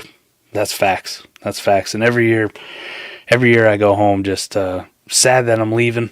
Sad that I'm leaving and can't wait to get back, man. That date is forever circled on that fucking calendar. Like, ain't nothing going on there, man. I got kids who are getting older. I swear to God, if they decided they wanted to get married during that week, I'd be like, well, tough shit. Your dad ain't gonna be. Your dad ain't fucking coming. Now we just go to the wedding, all of us together, and then plan, and then we. I guess you're getting married in Canton at the shit school. Maybe we have you know what we'll do is we'll have Gary fire up that limo. You know, we're gonna go in style with that thing. Yes. Right? Let's go. Hey, so look, this is the funny part, right? I was talking to Mariah, Bob's daughter. Yeah. Actually, no, I talked to her fiance, and he told me that it was a joke, but somebody told him that they should get married at the Expo next year at the field, at the stadium. I said, hey, have an after party at the school, man. You know what I'm Let's go. The reception at the South Harmon school. Let's go. So I chopped it up with him, man. I told him, he's like, man, I said, are you serious? He said, I don't know, man. You know, we always hear this is where we kind of, you know, got the feeling and everybody. I said, it's going to be a lot of your guests. He said, and it'll be free. The guests will be free. We ain't like they paying for no guests. Like, you know, they got the stadium. So I said, listen, man, if you don't mind having drunk people with jerseys on at your reception, then cool. Let's get it popping. You know what I'm saying? Let's go. I mean, that gymnasium dance floor would be about as big of a dance floor as you could really get at a wedding too. I mean, he said they was high school sweethearts, so it makes sense, right? It looked like a high school moment. You know what I'm saying? Yeah, sure do. So I'm penciling that in, man. I'm not saying it's a go, but yeah, I mean, for those, like I said, man, you got to be there to experience. But I'm gonna wrap it up with, honestly, I told Adam this, and I feel like, you know, it's everybody that comes there, they come 5 deep from their company, you know, 4 deep from their company. I'm not saying we the only people in the world that do this, but if you're a content creator or whatever is with us, South Harmon, and you a Patreon and you feel like, man, like you might have a guy on this show or another show that you look up to. You might vibe with them. You might think they're the coolest person in the world, but they might seem unreachable. You know what I'm saying? Like some people that you see online could be, you know, you might think, oh, he too big to talk to me, in a sense. Mm-hmm. We the only community, bro, that you could look up, like, just say tonight, right? You love Fizzle Friday. You know, you think I'm the coolest dude in the world. But in Canton, you can kick it with me, take pictures, play the game, eat food, dap me up. Like, we the only people that's giving that experience to just regular people like us. Because we regular people, honestly. We're not just some celebrities. You know what I'm saying? So, yeah. Like when you see people that got shows and you look up to them, you might think that they, like I said, unreachable, untouchable. But when you come stay at that school, man, it's like, dang. And then you leave there, because that's how I felt last year, not having a job. Now, I always tell everybody my story at the Expo, because I tell them, bro, one weekend changed everything for me. But, and I'm not saying that these guys here that's on the screen with y'all wouldn't have put me on the team, but I just know everything happened in time and for a reason. And after last year, you know, it went from me coming to Canton to meet Dez and kind of network, tell everybody I do music, I do intro songs, to boom, I'm with the team. Boom, I'm running the socials. Boom, now I got my own show. So I'm just saying, like, and I got somebody right here. Where you at, Theo? Theo, right? My boy Theo walked up to me. I'm just chilling, walking around, doing what I do. And Theo came up to me and was like, bro, I watch you every week. And it threw me off, because I'm used to people saying, I listen to your music. I ain't used to people saying they watch my YouTube show. You know what I'm saying? So when Theo told me that, it just reminded me, like, I'm doing something right. I'm with the right people. And again, we giving an experience of, you could watch me every Friday from Seattle and think, you know, Fizzle, man, he too cool. I can never meet him, but I like him. Bro, you come to the Canton, Ohio, bro. Listen, I told Adam, I'm the guidance counselor in the school, man. All the young guys, my boy AJ, when I first met him, I had him look, bro. I said, listen, man, I'm the only black guy here, man. So you can come kick it with me if you ever need some pointers. You know what I'm saying? Like, come kick it with your boy, man. So I'm just saying, man, like, we so locked in, man. It's a brotherhood. It's nobody excluded. Everybody fits in. You know, it's a great thing, man. I just love, we bigger than Canton, Ohio, but like Mike said, I feel like we are Canton, Ohio, man. Like on that week, yeah, the events matter, but those people go to the DoubleTree and they sit at the $20 drink bar and they probably go to sleep there. Like, you come to the school, man, you open your door. If you see something crazy in the hallway, mind your business, man. That's all I'm saying. We just having a blast. Or you could, if you know you feeling a little froggy leap, like you come kick it out, let's see what's up. Saying. But I'm saying you can literally just come kick it with the people that you watch every week. Like it's people that pay monthly to subscribe to the Discord and the channels, and you might think that again these people are untouchable, right? But man, we are literally the regular guys, man. We're the most coolest guys in the world. So I love that event. I think that like my last thing I'll say to kind of put a bow on that is like I think why you see everybody keep coming back is because to that point, right? Like Fizz, when Mike and I did content before we met in person, it was different, right? And then like when you met Mike and myself, and we met all the people on the team, like when you meet somebody in person in general, it's different. But then I think at South Harmon Institute of Technology, like you get that whole experience where you get a little bit of like the fun party side. You get to see like what they're really about, like not just on camera, right? And you get to see, are they do they get crazy? Do they start, whatever they do? It's like you feel a different level of connection and attachment. Is more so because like it's real too. Like everybody keeps coming back. Like there's literally, I still think, other than extenuating circumstances or somebody that kind of, unfortunately put themselves in a can't come back, Canton's kind of banned out of their repertoire of cities they can travel to. Like everybody keeps coming back, and then we keep stacking them up. And there's a lot of stories I keep telling, but I guess in general, like it's a time like any other. It's a connection with the people like unlike any other, and it's genuine. Like everybody's just itching to come back the moment it's over. Literally, like I think about some of the conversations I had with people just after this one. Like it's almost like 23 was so great, and still even this one, 24 was so great that like people got ideas already for next year because they're wanting to like make that one even better, like how they can build on it. And it's because everybody wants to make it the best time ever. So it's just there's a lot of layers to it. But yeah, like Fizzle said, man, we're no different, man. You can just come kick it with us. I'm looking at T-Rock right now, and he said, the Expo, pretty much. Hold on, this wasn't was this the one I was looking for, T-Rock? I saw a Rock had posted. Maybe this was it, but I know for sure, man. I told Rock, man, he literally sat in that kitchen and cooked all day, all night. My boy didn't. I felt bad actually at times. He was, but this is what I told Adam when we talked, right? I don't feel bad because I feel like T-Rock loved watching it. Like, no, he does. He loved putting in the work so much in that kitchen that us eating it and he watching us eat his food was like the payback. You know what I'm saying? And for sure. I told him, I'm like, bro, this like Thanksgiving. All of us are cousins from different states, different places in the world, and we came here to eat your food and party and link up with our cousin and play the game and have a good time. Like that's, if we had to describe the school in one thing, I would say Thanksgiving. Like you might not show up but one time a year, but once you show up, you got the uncle who cooking the food. Everybody else is the crazy nephew, cousin, the one that think he can rap, the one that think he got all this money, the one that got fake shoes on. Like everybody, I think we got all those people there, like for sure, all minimum.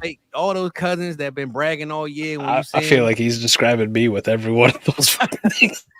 I'm just coming up with something on my head, but I'm just saying, it's like you got those cousins, you know what I'm saying, that everywhere, all over the world, they've been lying to you all year about the stuff that they do. You know they ain't doing nothing. But when you meet them, it's all love. And Rock is like the heart of that because, like I said, my boy cooked the best food in the world. I even got my guys on the mumbo sauce, man. I know y'all been seeing me talk about that mumbo sauce.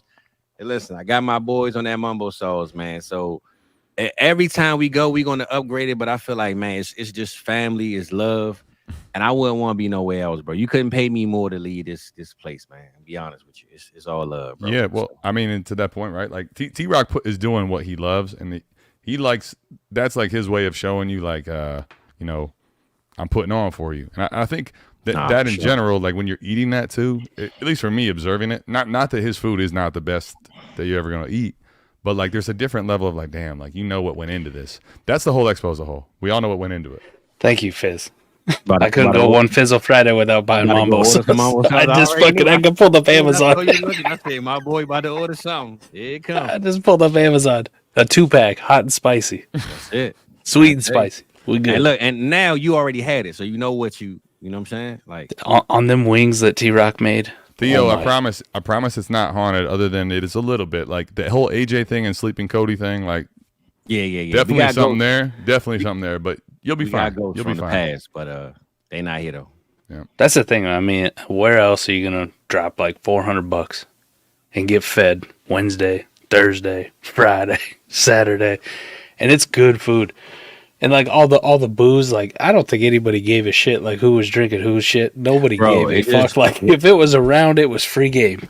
I'm telling you, bro, it's like a big family, man. And I definitely wanted to feel like, you know, tonight I didn't get a chance to talk about it. You guys had the show and the preview on Wednesday, but for those that maybe they didn't catch that, man, I had to remind them that it's definitely a vibe, man. And I don't ever plan on missing it. So don't have no babies, no wedding, none of that stuff, bro. For that weekend, it's the weekend after the Hall of Fame game, so make sure y'all remember that. Don't invite me to your events. I'm not coming. Busy. 15th this year, 15th through the 17th of August, right? Okay. 2025.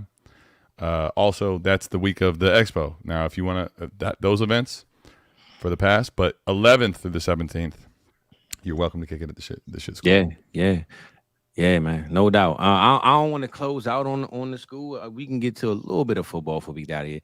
But I definitely want to speak on that, man, because I felt like, damn, bro, that was just that was a moment, man. And you know, you don't get too long to keep talking about that one story, but you know, do it while it's fresh and it's hot. And those memories, you know what I'm saying? Those memories ain't gonna go nowhere, man. Next year though, I just know my phone was on the charger probably 60-70% of the I wasn't even on my phone, bro. I was like, man, F this phone. I'm just living in the moment. But next year, I'm gonna really try my best to just get every flick, all the footage I can get, man, because I wish I had a little bit more than what I got. Well, it'll be you know, I think the whole idea, and it will be organized ahead of time by myself as with other people involved, because I've learned that people that can help, but there'll be people taking pictures and videos of everything around. So you can still leave that phone in your pocket, Fizz, or on the charger, wherever you decide to put it. Oh yeah. We'll have the whole thing documented for you, because I know everybody wants to see it too. Nah, for sure, man. It was one of them moments, man. And I told Mike, man, I forgot I got this damn green screen up. I was drinking on my cup earlier, right? I was like, damn, this Invincible cup. I don't know what I was gonna say that. Now that looks haunted for sure. Nah, but look, I thought about, you know, I got to bring out some kicks, man. And I said, damn, I got these. Fizz, that's messed up. Fizz seen us with the jerseys, you know. Yeah, man, look. He gonna go back and get a jersey. That's why. That's why we're late. Blaming me. That's fine. I'll take it. I had a regular. But now you bringing shoes, and I can't go upstairs. I had a regular good old sweatshirt on. These dudes bring out jerseys, man. So Nipsey's birthday was yesterday, so I brought the Crenshaw jersey, man. You know what I'm saying? It was a good pull. I got no shoes. I can't. Honestly, this is just random. They were sitting right here, and it fits kind of like the school thing, man. These are the Fresh Princes right here. They got the green on it. So I have those too. Love those fives. Yeah, I never got a chance to wear them. The Fresh Prince of Bel-Air fives right there. Yeah. These not the suede ones. These are the leather ones. So yep.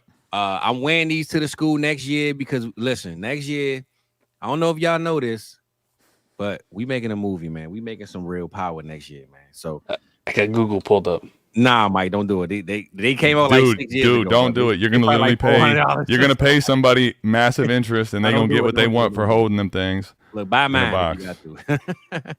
They're gonna probably cost what, 3, 4, maybe even. I don't remember. I got them so long ago, bro. I just never. No, I mean retail was $175 back then. Yeah, probably. But they the leather ones. Look at Mike. Not saying nothing. No, man, don't do this. Nah, Mike. Look, you know what, Mike? Hey, look, and this, I'm gonna let y'all know. Mike actually wore them Cheeto shoes, and we ain't getting out one damn picture in our shoes, bro. I fucked up. My man had the Mike Vick. Don't look at me. He had the Mike Vick VTech jersey. I had the Willie Beeman, and we ain't getting out one damn picture. Bro, you know what's crazy? Y'all weren't even. I will say this. What's craziest about that is I actually had, staff at that point with the camp. Y'all didn't get close enough together at any point to be in the picture. Well, when we walked up together, we was chilling for a couple of minutes. Yeah, we were. I'm just saying, like I'm gonna be all over the place. You ain't gonna find me for a while. Well, that's probably true. But a lot of that is on me. I can actually see via the card. What's kind of cool, right? The memory card and the camera, it keeps times of the videos and all that. Like he did that for a good 2 hours, and I'm like, damn, there's no way. Because I remember you guys were rocking them shoes, and I was like, damn, there go the Cheeto shoes. That's the Fizzle Friday Cheeto shoes right there. Yeah, we good, man. They're only 400. Can I call it or can I call it? Look, I mean, I know this. I shit. ain't buying for 400. I bought them when they came out. So Grape fresh. yeah, no, don't do it. They're clean. They're clean. Just hold my pair when I bring them, bro. That's all you gotta do. Just take a picture. Tell the people you got them. Look, I'm gonna find something that y'all don't have. Well, you could bookmark those after you win them leagues or do something like that. Go ahead and splurge. Yeah. Let's not get in a hole for no damn. I'm gonna stop chasing and I'm gonna set the tone. All right, that's the mission for the rest of the year. There you go. That's a goal because you set the tone with me and Fizz. That you earned it, man. I agree. I think I got Fizz. I think I got Fizz downgraded somehow. Another memory from the Expo. I think I got Fizz pretty good when I brought all them jerseys and I was showing them off. Nah, for sure. I gotta come correct next year, bro. I ain't gonna hold you. But look, we ain't gonna tell the people. We already got our little thing going on with the jersey. Oh, we gonna get it. We gonna get it popping, bro. I've been looking on everywhere, eBay, anywhere I can find them. I've been looking. Done deal. That's a good reminder. It was such a long week. We had that conversation. It felt like at the beginning. We got time. We're gonna do it right good next thing year. You remind me. Yeah, we got time next year. So let me think, man. Before we get out of here, man. Look, my mother texted me and said, when y'all gonna talk about football? So I guess we're gonna give you a little bit of football, man. All right. Dang, man. So you know what that is? That's not being there, MV, but I get it. Nah, for sure. And I got like 2 people say start up. I'm gonna get to them soon. But I really wanted to bring up, I know Matt and Cody do this during the week, but give me one of y'all guys that you've been looking at during this preseason that you look at doing, coming into the season or that's getting hot right now that you are paying close attention to, no matter what position. And try not to get like the first round pick type guys. Like what are the sneaky plays that you can say that you feel like got better or gained some value during this preseason so far? I like that, man. I haven't been like too locked in. I got a video. It's been kind of trash. The game's been boring, man. That's what I was going to say. It doesn't have to be based on the preseason games, right? No. Training camp hype, whatever the case. Unfortunately for me, man, I was getting all aboard this J.J. McCarthy hype, and I know like the diehard Vikings fans, if Cody's still in here, be like, "Well, Sam Darnold's still going to start at the beginning of the fucking year." Listen, man, J.J. McCarthy was out there balling. He was balling his fucking ass off, and he would have kept that momentum going. I don't give a fuck what you wanted to happen with J.J. McCarthy. That dude was going to start earlier than you wanted, man. Did we see by like week 2, he was going to start. Yeah, like he was. Whole season when I heard that injury, I was thinking a couple of weeks. Season. Yeah. So that was devastating. Jaden Daniels coming out and firing right away since I'm wearing the jersey, like just dotting people up. Yeah, man. Dotting people up. But I even chopping Miami defense up the other day. But I'll say this, like I have a vested interest probably because I have so many shares in Dynasty because he was dirt cheap, but this was like my guy because he went to Iowa. But Tyrone Tracy coming on strong, and then all of a sudden it was like man's in an air cast getting carted off the field. Like I'm like, oh fuck, already? Like, well, RIP that. And now the guy's out there running. He's running practice. And I'm like, the dream is still alive. Remember the Jordan Addison break? Yeah, he was dead too. Yeah, man. I mean, they forget that players get carted to the locker room. It's not like it's some random thing. Like, but the Tracy one was interesting because they put an air cast on on the field. I was like, oh shit. The thing is now though, what's crazy is like playing sports today versus like. They do that almost as like a preventative measure. Now, I'm not saying that sometimes it won't end up being horrible because of it, but like that plus like modern medicine and the way they can just like kind of get swelling out. If it's not serious, they get swelling out early. Like it's crazy how quick and how fast you can recover from something that might seem worse than it is. It's honestly that's very true. Yeah. So who you been checking? I was gonna. Here's what I'll say. I still from the Browns, bro. Give us somebody. Listen, man, the only thing that was talked to me from the Browns, y'all's favorite, all right, Mr. Wonderful's trying to convince everybody for a whole damn night that Brandon Ayuk is a Brown, okay? That happened. Nah, it ain't looking good for that. Nah, well, it didn't happen. But remember that news did break when we was at the Friday show, though, because people were showing Mr. Wonderful, look, the way it was reported on Sleeper was a little bit like, how do I put this? Like, it's misleading, but yeah, it was breaking news. I'm like, man, no, this is stupid. I don't know. Anyway, who I'll put's Ben Sinnott, whatever you want to call him. Mm-hmm. I'm still not like very bought in, but I think it was preseason game. He had like it was 3 catches, a couple long ones. I mean, we'll see if he ends up getting the full snap share, like plays all the downs. I think while Jaden Daniels looked great and impressive, I'm still like leery that he can even like how many pass catchers he's going to be able to support for the fantasy relevance. So he's already like I think the reason I'm saying that Benson for me is someone I don't have a lot of ownership of.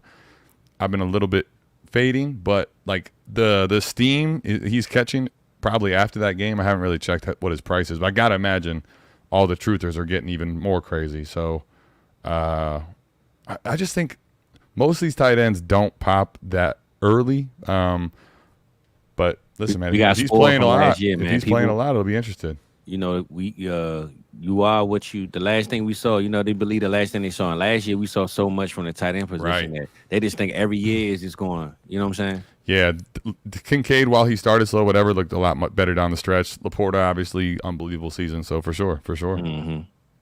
Well, my guys, I got two guys, and they on the same team. And the reason why they both my guys because I feel like we know what's going to happen with the guy that's in front of them. So, Burton, who's always been my dog from months ago, Jermaine Burton from the Bengals. Okay. And my other guy, I always get his name wrong, man. Hold on. What's your third receiver on that team name? I cannot pronounce on Cincy? Yoshi Voss. Is it Yoshi Voss or is it Charlie Jones? No, okay, it's Yoshi Voss then. Yeah. Yoshi Voss. If it looks like ESO Voss, it's Yoshi Voss. Voss. Okay. Yeah. You just think like Super Mario, Yoshi. And the reason why they both my guys because I feel like one of them got to get the third spot, the Tyler Boyd spot, let's just say, which was very lucrative. Not to mention he had it 800, 900 yards. It wasn't like that third receiver spot was trash. But if T. Higgins ultimately leaves, one could be the 2 and one can be the 3. Like they might already have their 2 and their 3 already on the team. So if you just go happen to draft both of them, you might have the Cincinnati Bengals 2 and 3, man, which could be the next T. Higgins and the next Tyler Boyd. You know what I'm saying? So I like both of the guys there. I'm a Burton truther. I love me some Jermaine Burton, man. That's been my dog for a minute. But I actually honestly like seeing that both of them have competition with each other. They both can be the number 3. But knowing T. Higgins probably is gone, you might have a locked-in receiver 2 and receiver 3 on that team if you draft both of them. So I like both of those guys. I ain't want to go with somebody too obvious, but yeah, Burton and Yoshi Voss, man. I love both of them dudes, man, for sure. And I feel like you should draft both. If you got one, get the other, and just see which one pans out, you know, the best this year. Redraft or Dynasty? Oh, Dynasty. Redraft, I'm taking Yoshi Voss. I trust him a little more because he's been in the system. Okay. I think he's got skills. I think Burton is the better player, but I think Burton might take time. I think Yoshi Voss already established himself in the offense. And plus, he know a guy like Burton on that team. He got it. He ain't got no choice but to be the best he gonna be because Burton gonna take that job. But I'll take either. I mean, Mike Gesicki's ass. It's Mike Gesicki's fucking ass. That's what I'm saying. Yeah. No. So that's what I mean. I just think they got their 2 and their 3 on their team already. That's why if like T. Higgins, come on, bro, play this year. We'll let you go next year.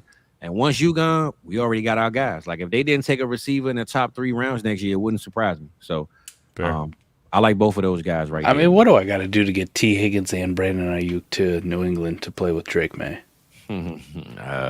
Spend a whole lot of money. See, can I tell you?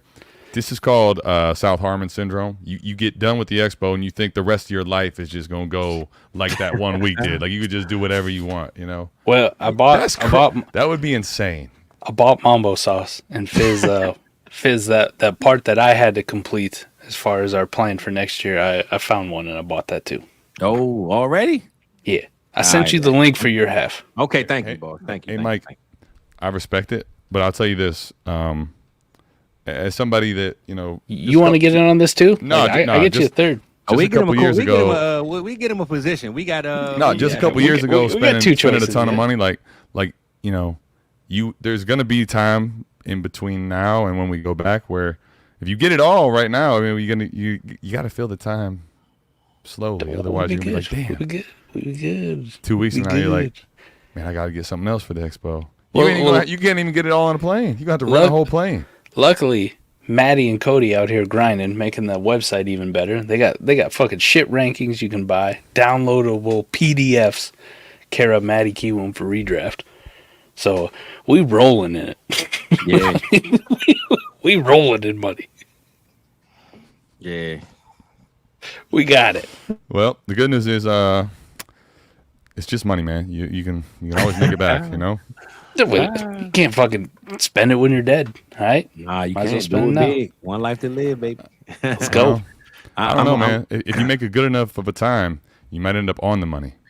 I'm gonna keep sending Mike some of them old songs. He gonna want to spend more money, man. I was talking about a lot of reckless stuff back in them days, making want to spend some money. I was gonna say, man, I'll say this: Fizz definitely. You can tell when it was the old one, like just off the rip.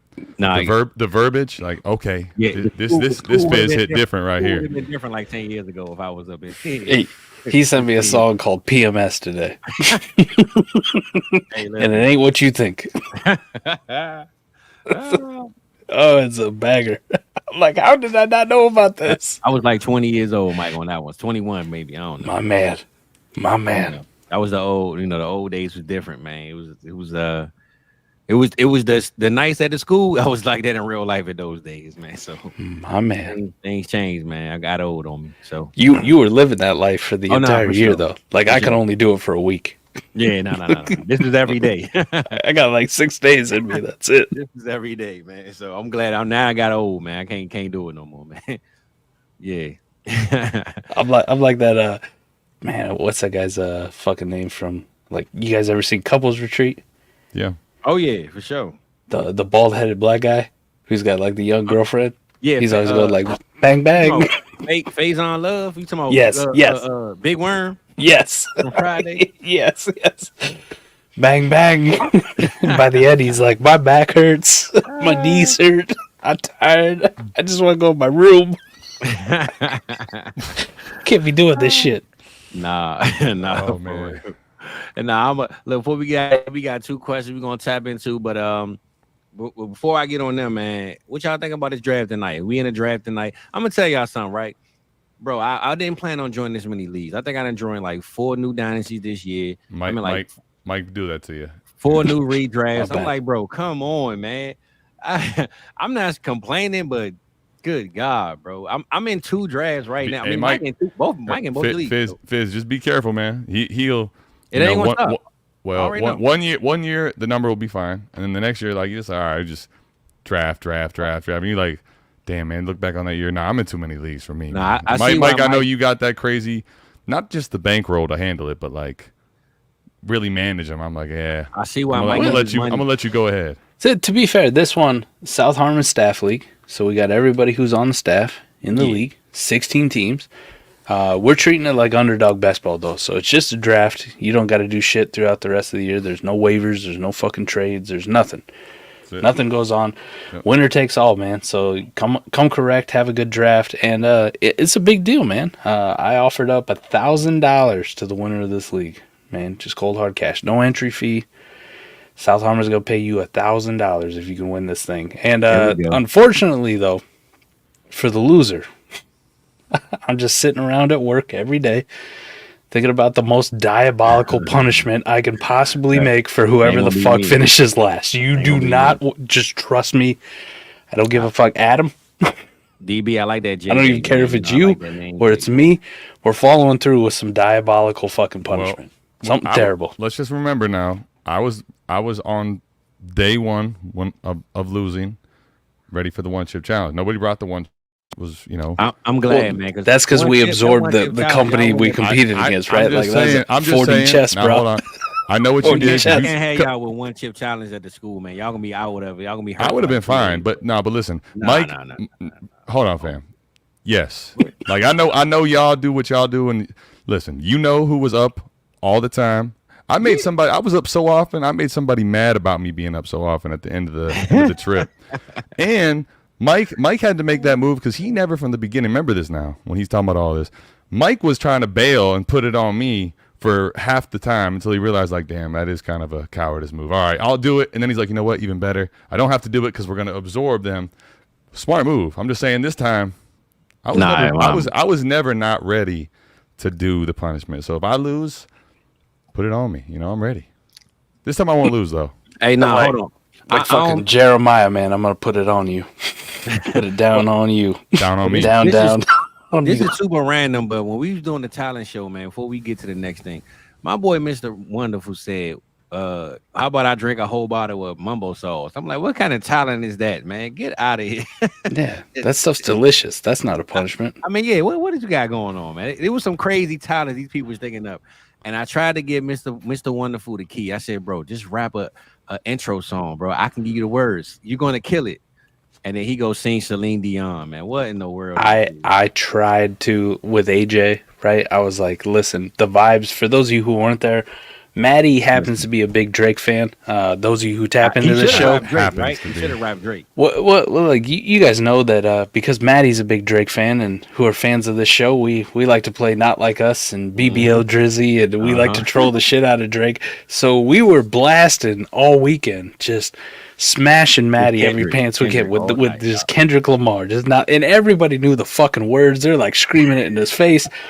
So AJ's up there like fumble fucking around with an Eminem song that he couldn't even get. So I tried to calm the boy down, and I'm like, listen, man, just do Not Like Us. You know, just rap the first verse, right? Just say it out loud. The crowd will get into it, and they'll start doing it with you. Nobody will know that you fucking suck, all right? Like, it's perfect. And he wouldn't do it. I was trying to help the poor boy out, but he wouldn't listen, right? Just get up there and do Not Like Us. Trust me. You got to win the crowd over. That's all you got to do. Yeah. Yeah, like I said, I'm not convinced. I'm not convinced he would have done it, man. Not that you didn't have the right idea, but like even the layups, I'm not convinced he was making. You know. Well, we talked about everybody else's field, man, but we ain't talk about Salt, man. Salt and them jokes, man. They were so bad, bro. The best part. I didn't put the whole thing on there. If you go back and check, if you have not checked it out, the AMA video, I put together a short little video, right? I cut out a lot of it because, bro. It was, but if you go back and really watch it, right? Now we were all there, so we know. But like the delayed laughter, it was is honestly crazy. Like it was the uncomfortable laughter. It was like what else to do? But no, it was like uncomfortable / like you kind of played it over in your head like 2-3 times, and you're like, oh wow, damn that.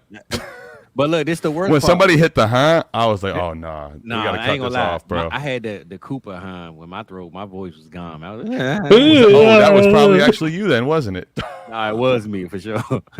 But Salt, I don't know if y'all know this because I was over there talking. I think Adam, you was playing beer pong. Salt was still trying to get his jokes out when me and AJ was sitting at the table. I said, bro, he's like, bro, I swear I got like 20 minutes left. I got 20 minutes more. I said, bro, listen. Just get it off your chest, man. Just air it out. Get it out now, and I won't judge you, my brother. The first 2 minutes were so fucking bad. I couldn't imagine another 20, bro. I couldn't imagine. I let him do his thing. I said, "Salt, just get your jokes off, man. I'm gonna chuckle a little bit, brother." My only regret of the talent show is I didn't bring enough shit to throw at these fucking guys. Yeah, no. like we should have been throwing like lettuce. Hey, look, some tacos, potatoes, lettuce.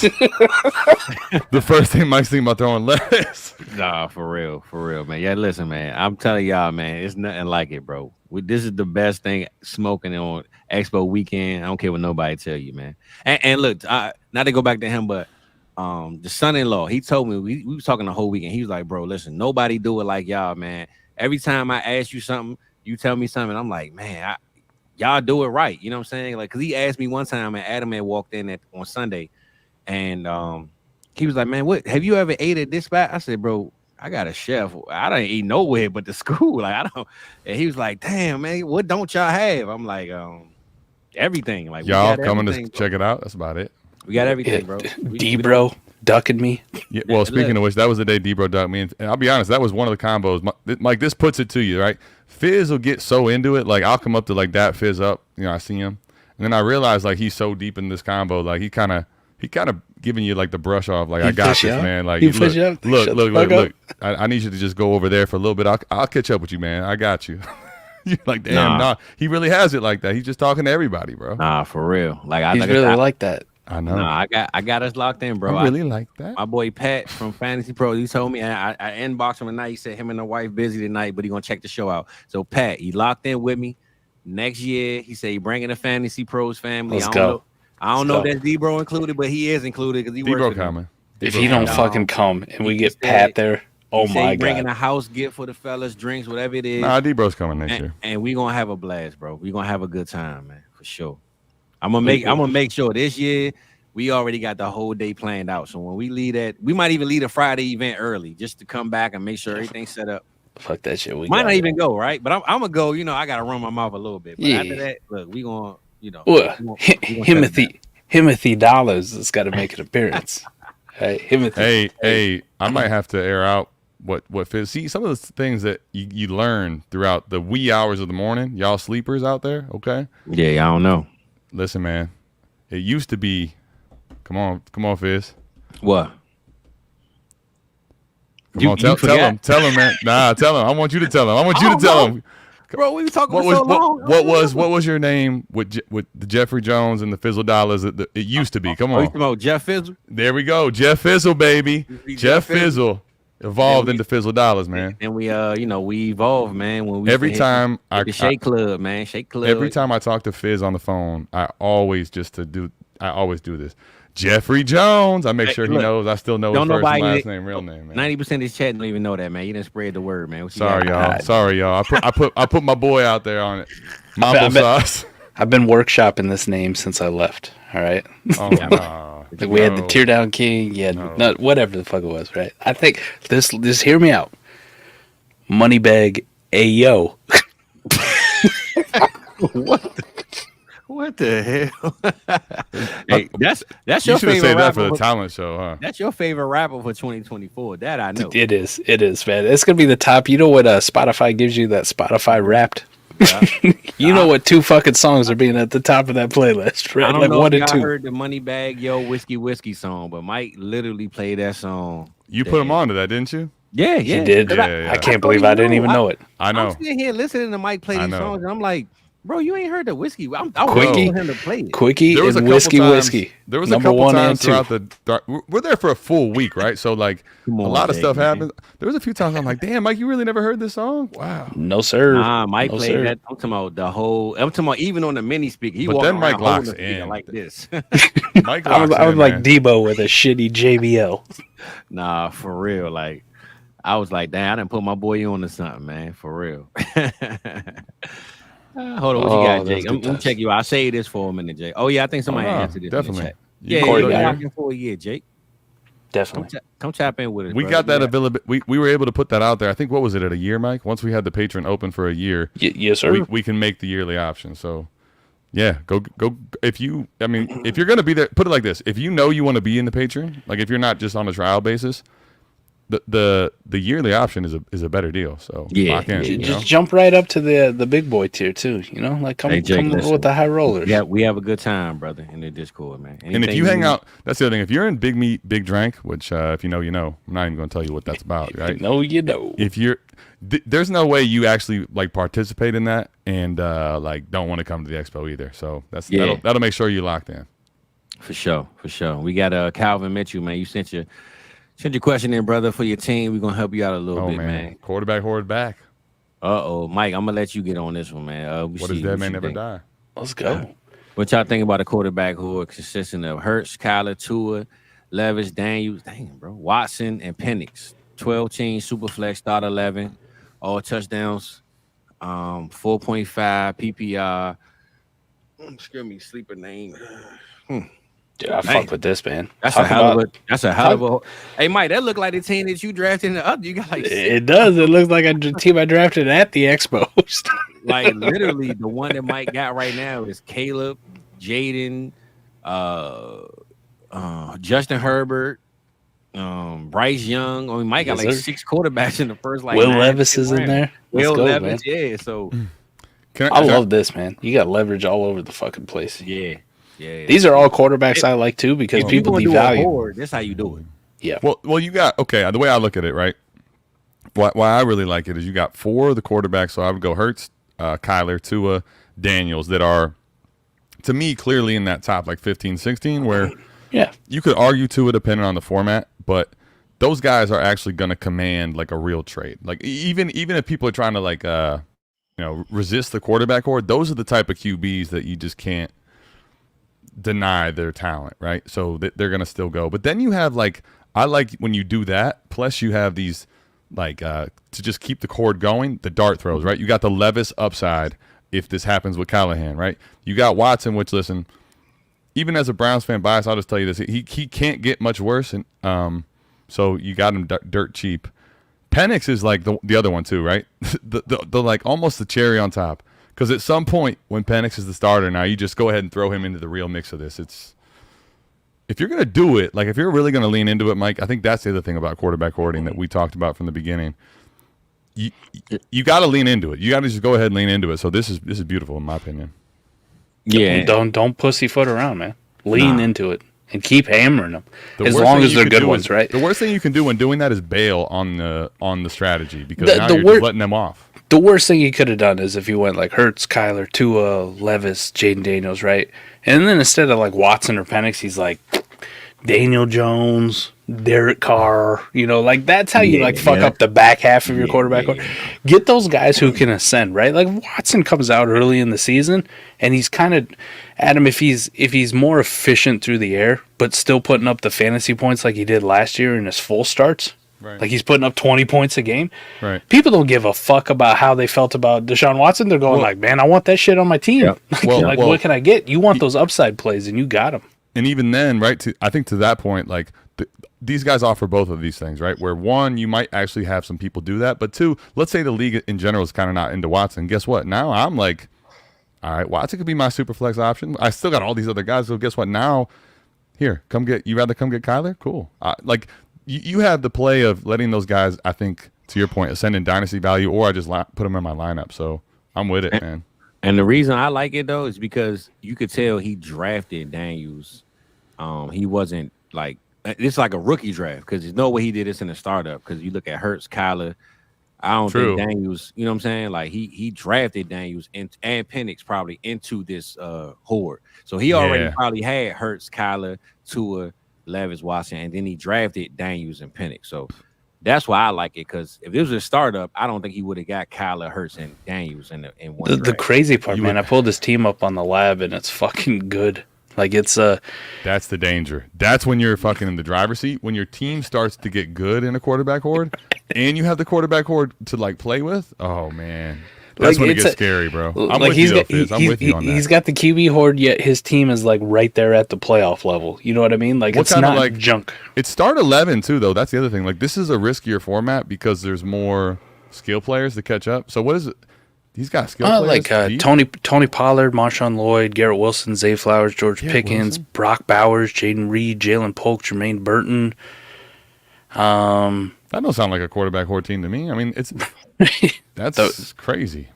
Yeah, I mean nobody else really to name like on his bench. I mean, there's a couple dudes like Tyler Conklin, that kind of shit. But for the most, and he still got his 25 picks, so it's like this is kind of where you want to be as a quarterback, or where it's like you guys want to keep fucking around. I'm just gonna hold them. You guys can eat my ass. McCarthy got hurt. That's fine. Okay, we'll wait until about 3 or 4 more of these pile up. I'll be here. Like I'm already kind of a playoff team, and if I can leverage one of these quarterbacks into getting a couple more pieces, like. Watch the fuck out. Good luck. What are you gonna do to stop me? Yeah, that's so. Look, that was a good job right there, man. Especially like I said, I feel like you got 2 quarterbacks that you probably didn't even need in the draft just to keep stacking. So, I think the best part, and this is where I think sometimes you can go wrong. Do not get attached to any of those guys. Like, I don't care. There's going to be one or two of those players in the first 3-4 weeks that are going to be highly desirable to a point they're more desirable than they are right now. Don't let them go. Yeah. Let somebody pick whoever the hell they want of your quarterback core because you got numbers, right? Yeah. And even if you set a standard, like, look, in your mind, you saying maybe Tua and Washington are the 2 that you like, look, I can move on them. But I'm going to keep Kyler, Hurts, and Jaden. You know what I'm saying? You can put that in your head now. Now, after 3 weeks, if Tua and Watson going off and you like, damn, they might be the better play, then just move on to other guys. But you got enough options to just close your eyes and pick which one you want to move. I mean, well, you get to do this. You get to do this thing. For example, the top redraft total team in his league, in his super flex spot, is starting Bryce Young and his backup's Derek Carr. Right? Like, say Bryce sucks again, Derek Carr gets benched or hurt or whatever the fuck happens to Derek Carr. But that guy is all of a sudden like, man, I need a quarterback. Yep. Well, you kick him in the teeth twice because you go, okay, I'll give you Will Levis, but it's going to cost you fucking Tyreek Hill, bro. Yeah. Yeah. Now I'm going to take Tyreek Hill off your squad, put him on my squad. I'm going to give you a shitty quarterback to fucking start. Good luck to you. Throw a pick in it to get Tyreek. But that's the kind of shit and the leverage that you get when you do this and you pull it off right. Mm-hmm. Like, just don't cave.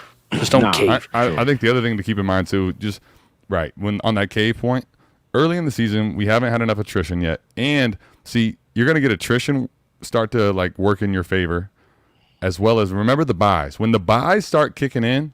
Like, that's when people get in trouble, right? Like, somebody that thinks they're good with 2, they might have an injury and a guy on a bye, and all of a sudden they are like, do I want to start fucking Easton Stick, or do I want to, like, do I want to actually go get a QB, right? Like, that's the type of shit you'll find teams in, and then once the bye weeks start hitting. So Nick Mullins is popping right now on the trending list. So Aiden O'Connell, he was throwing the ball a lot. Across all the weeks combined. I'm sad I built up a tolerance last week to vodka because Fizz just brought up Nick Mullins on Fizzle Friday.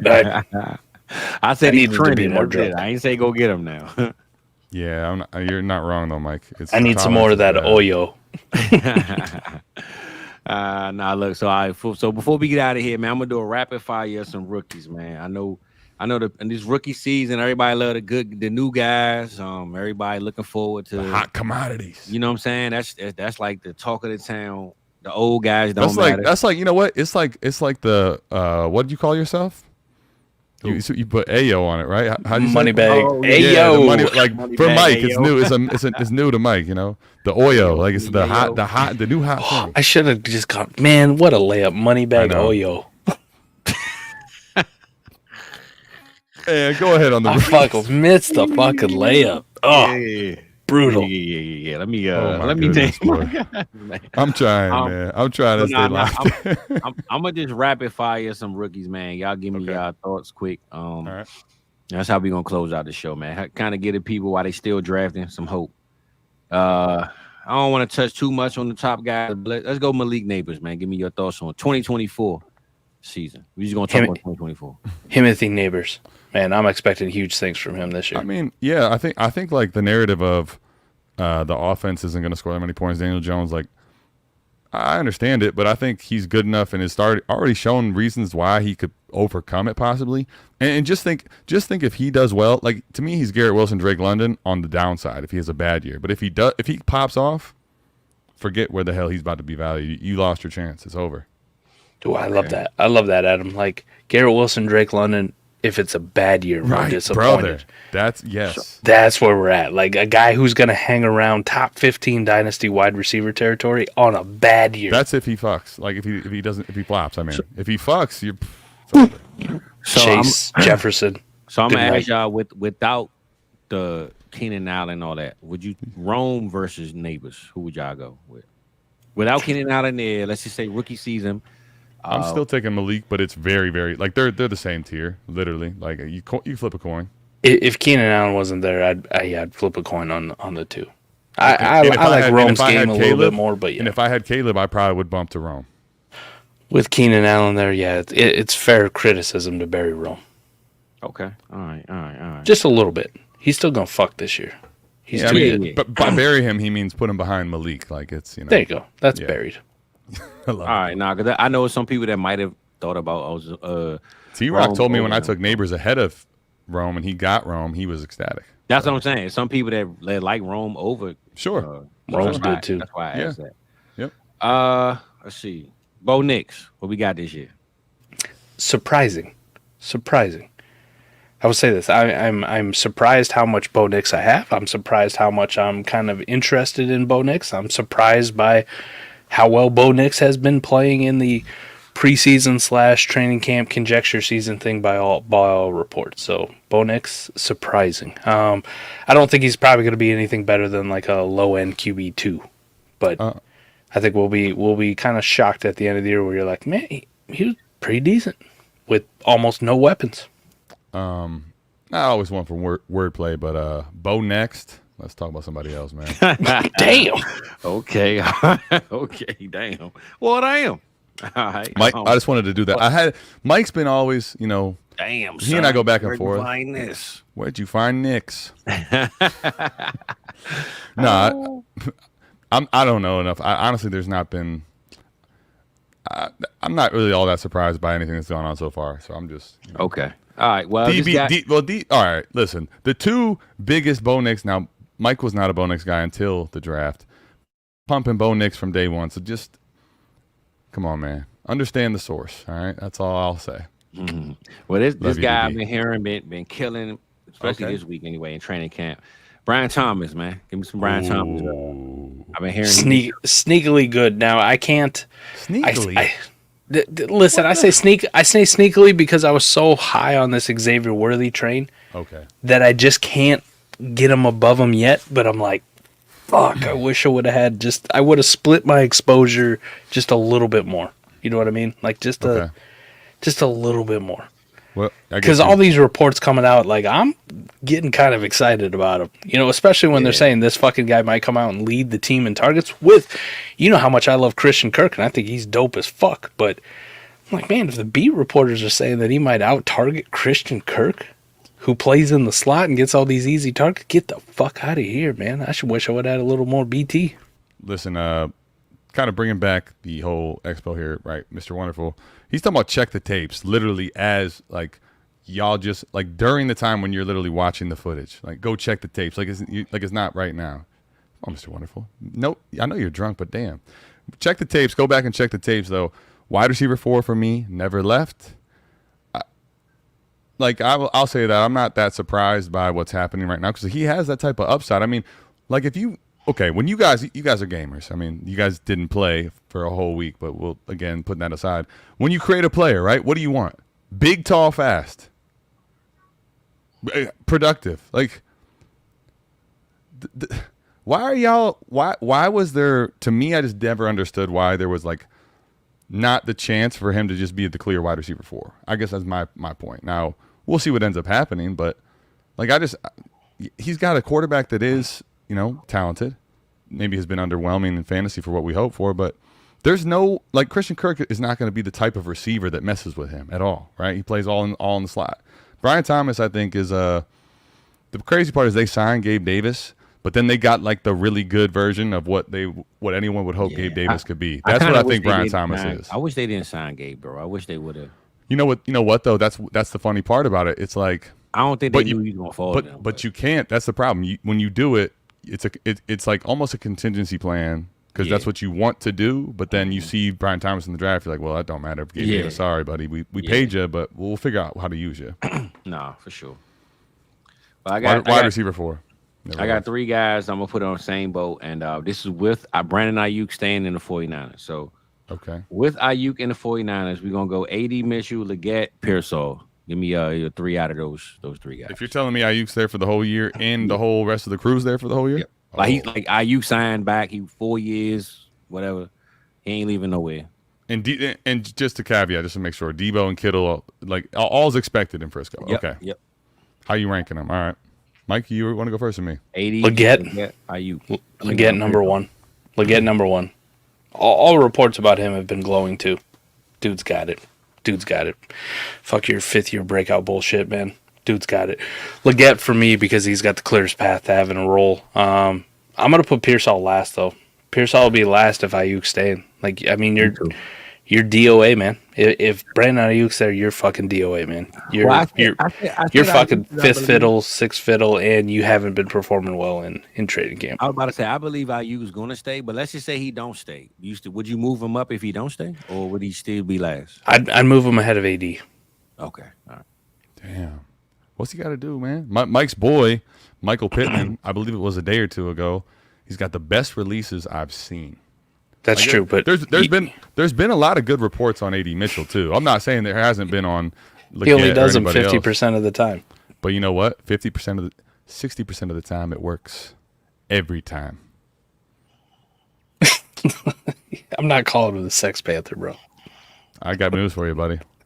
When this year happens, when it happens, and you've been the biggest denier, I'm making you call him the Sex Panther. What happens when he doesn't do fuck? You're gonna call him the Sex Panther, or you're gonna lick this white dog shit. What happens when he's behind Alec Pierce all year? when he's behind Alec Pierce. Well, he won't be behind, but Alec Pierce will be out for all the plays where they expect him to block. What are you doing for me? What would I do for you? I don't need to do anything for you. Now you're going to be big, happy, gloaty, you know? What if Xavier Leggette's best year was the 5th year breakout? Fuck you, man. Xavier Leggett to the moon. They'll never hold us down, DB.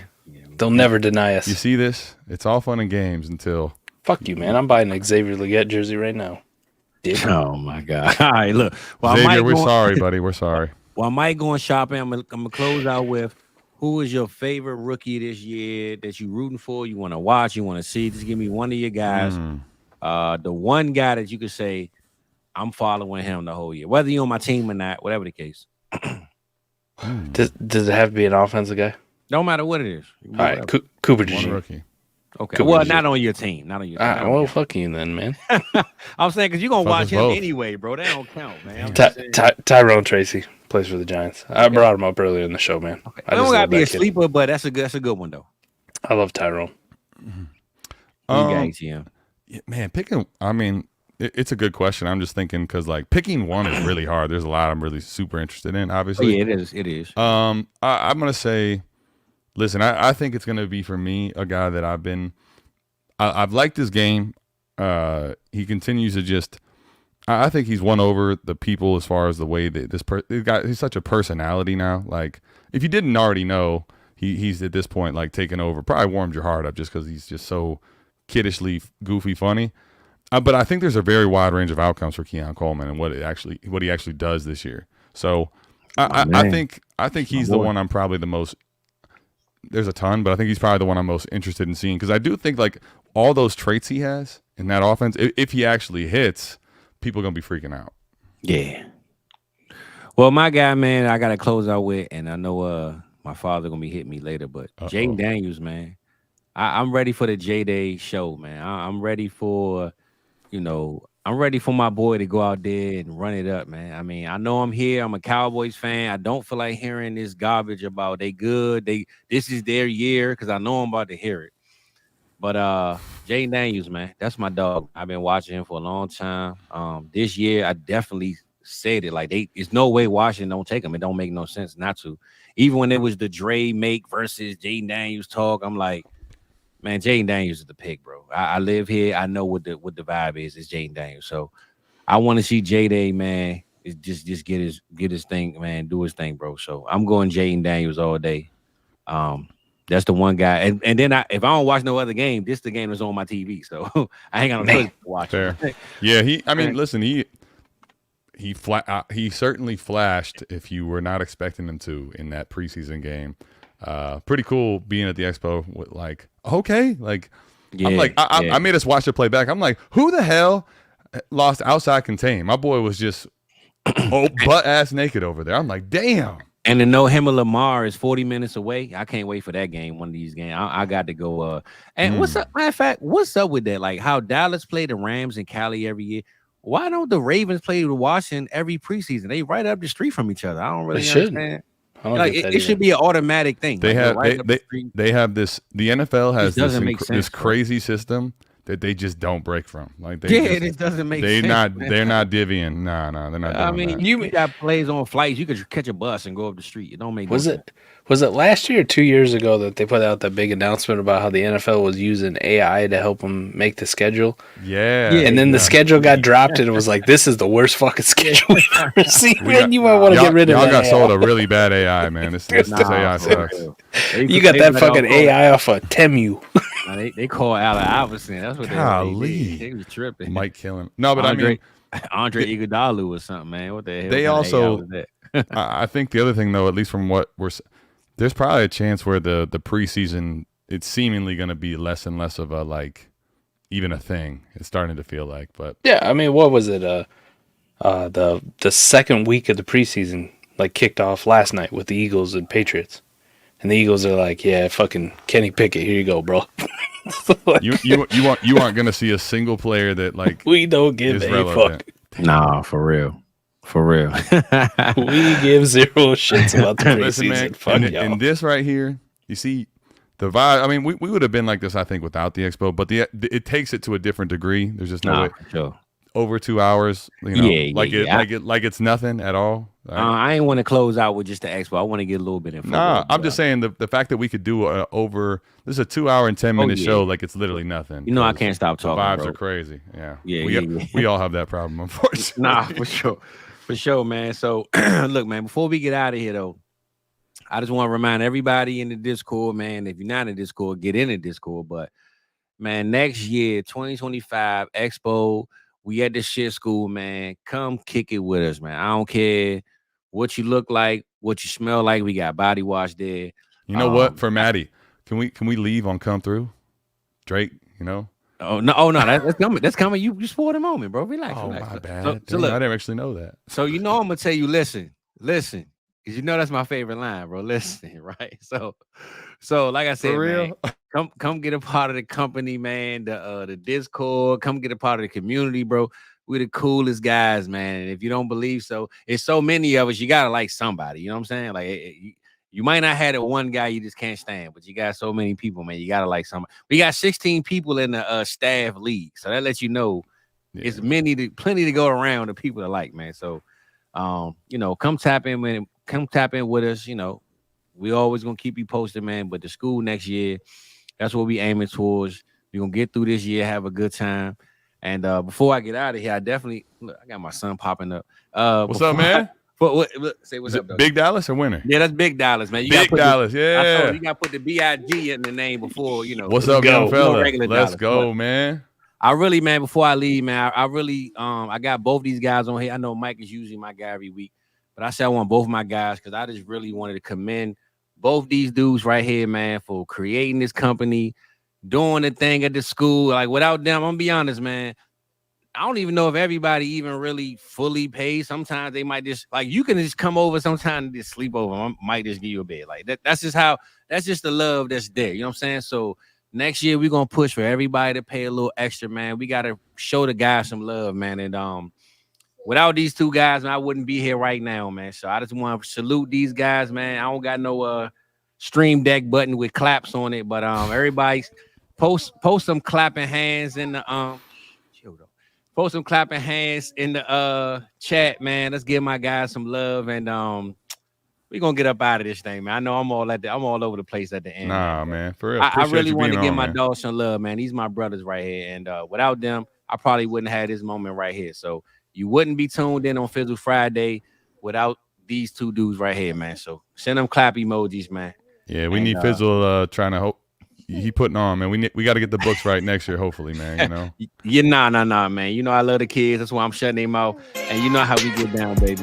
We got in like this. Ain't seen Maddie all night, but he gonna tap in. I'm gonna send him this clip at the end. Shout out to Maddie. Shout out to Cody for joining us, man. And stop fuck them up. Stop Harmon, baby. Love you guys. Let me get one, Mike. Nah, we got it. Get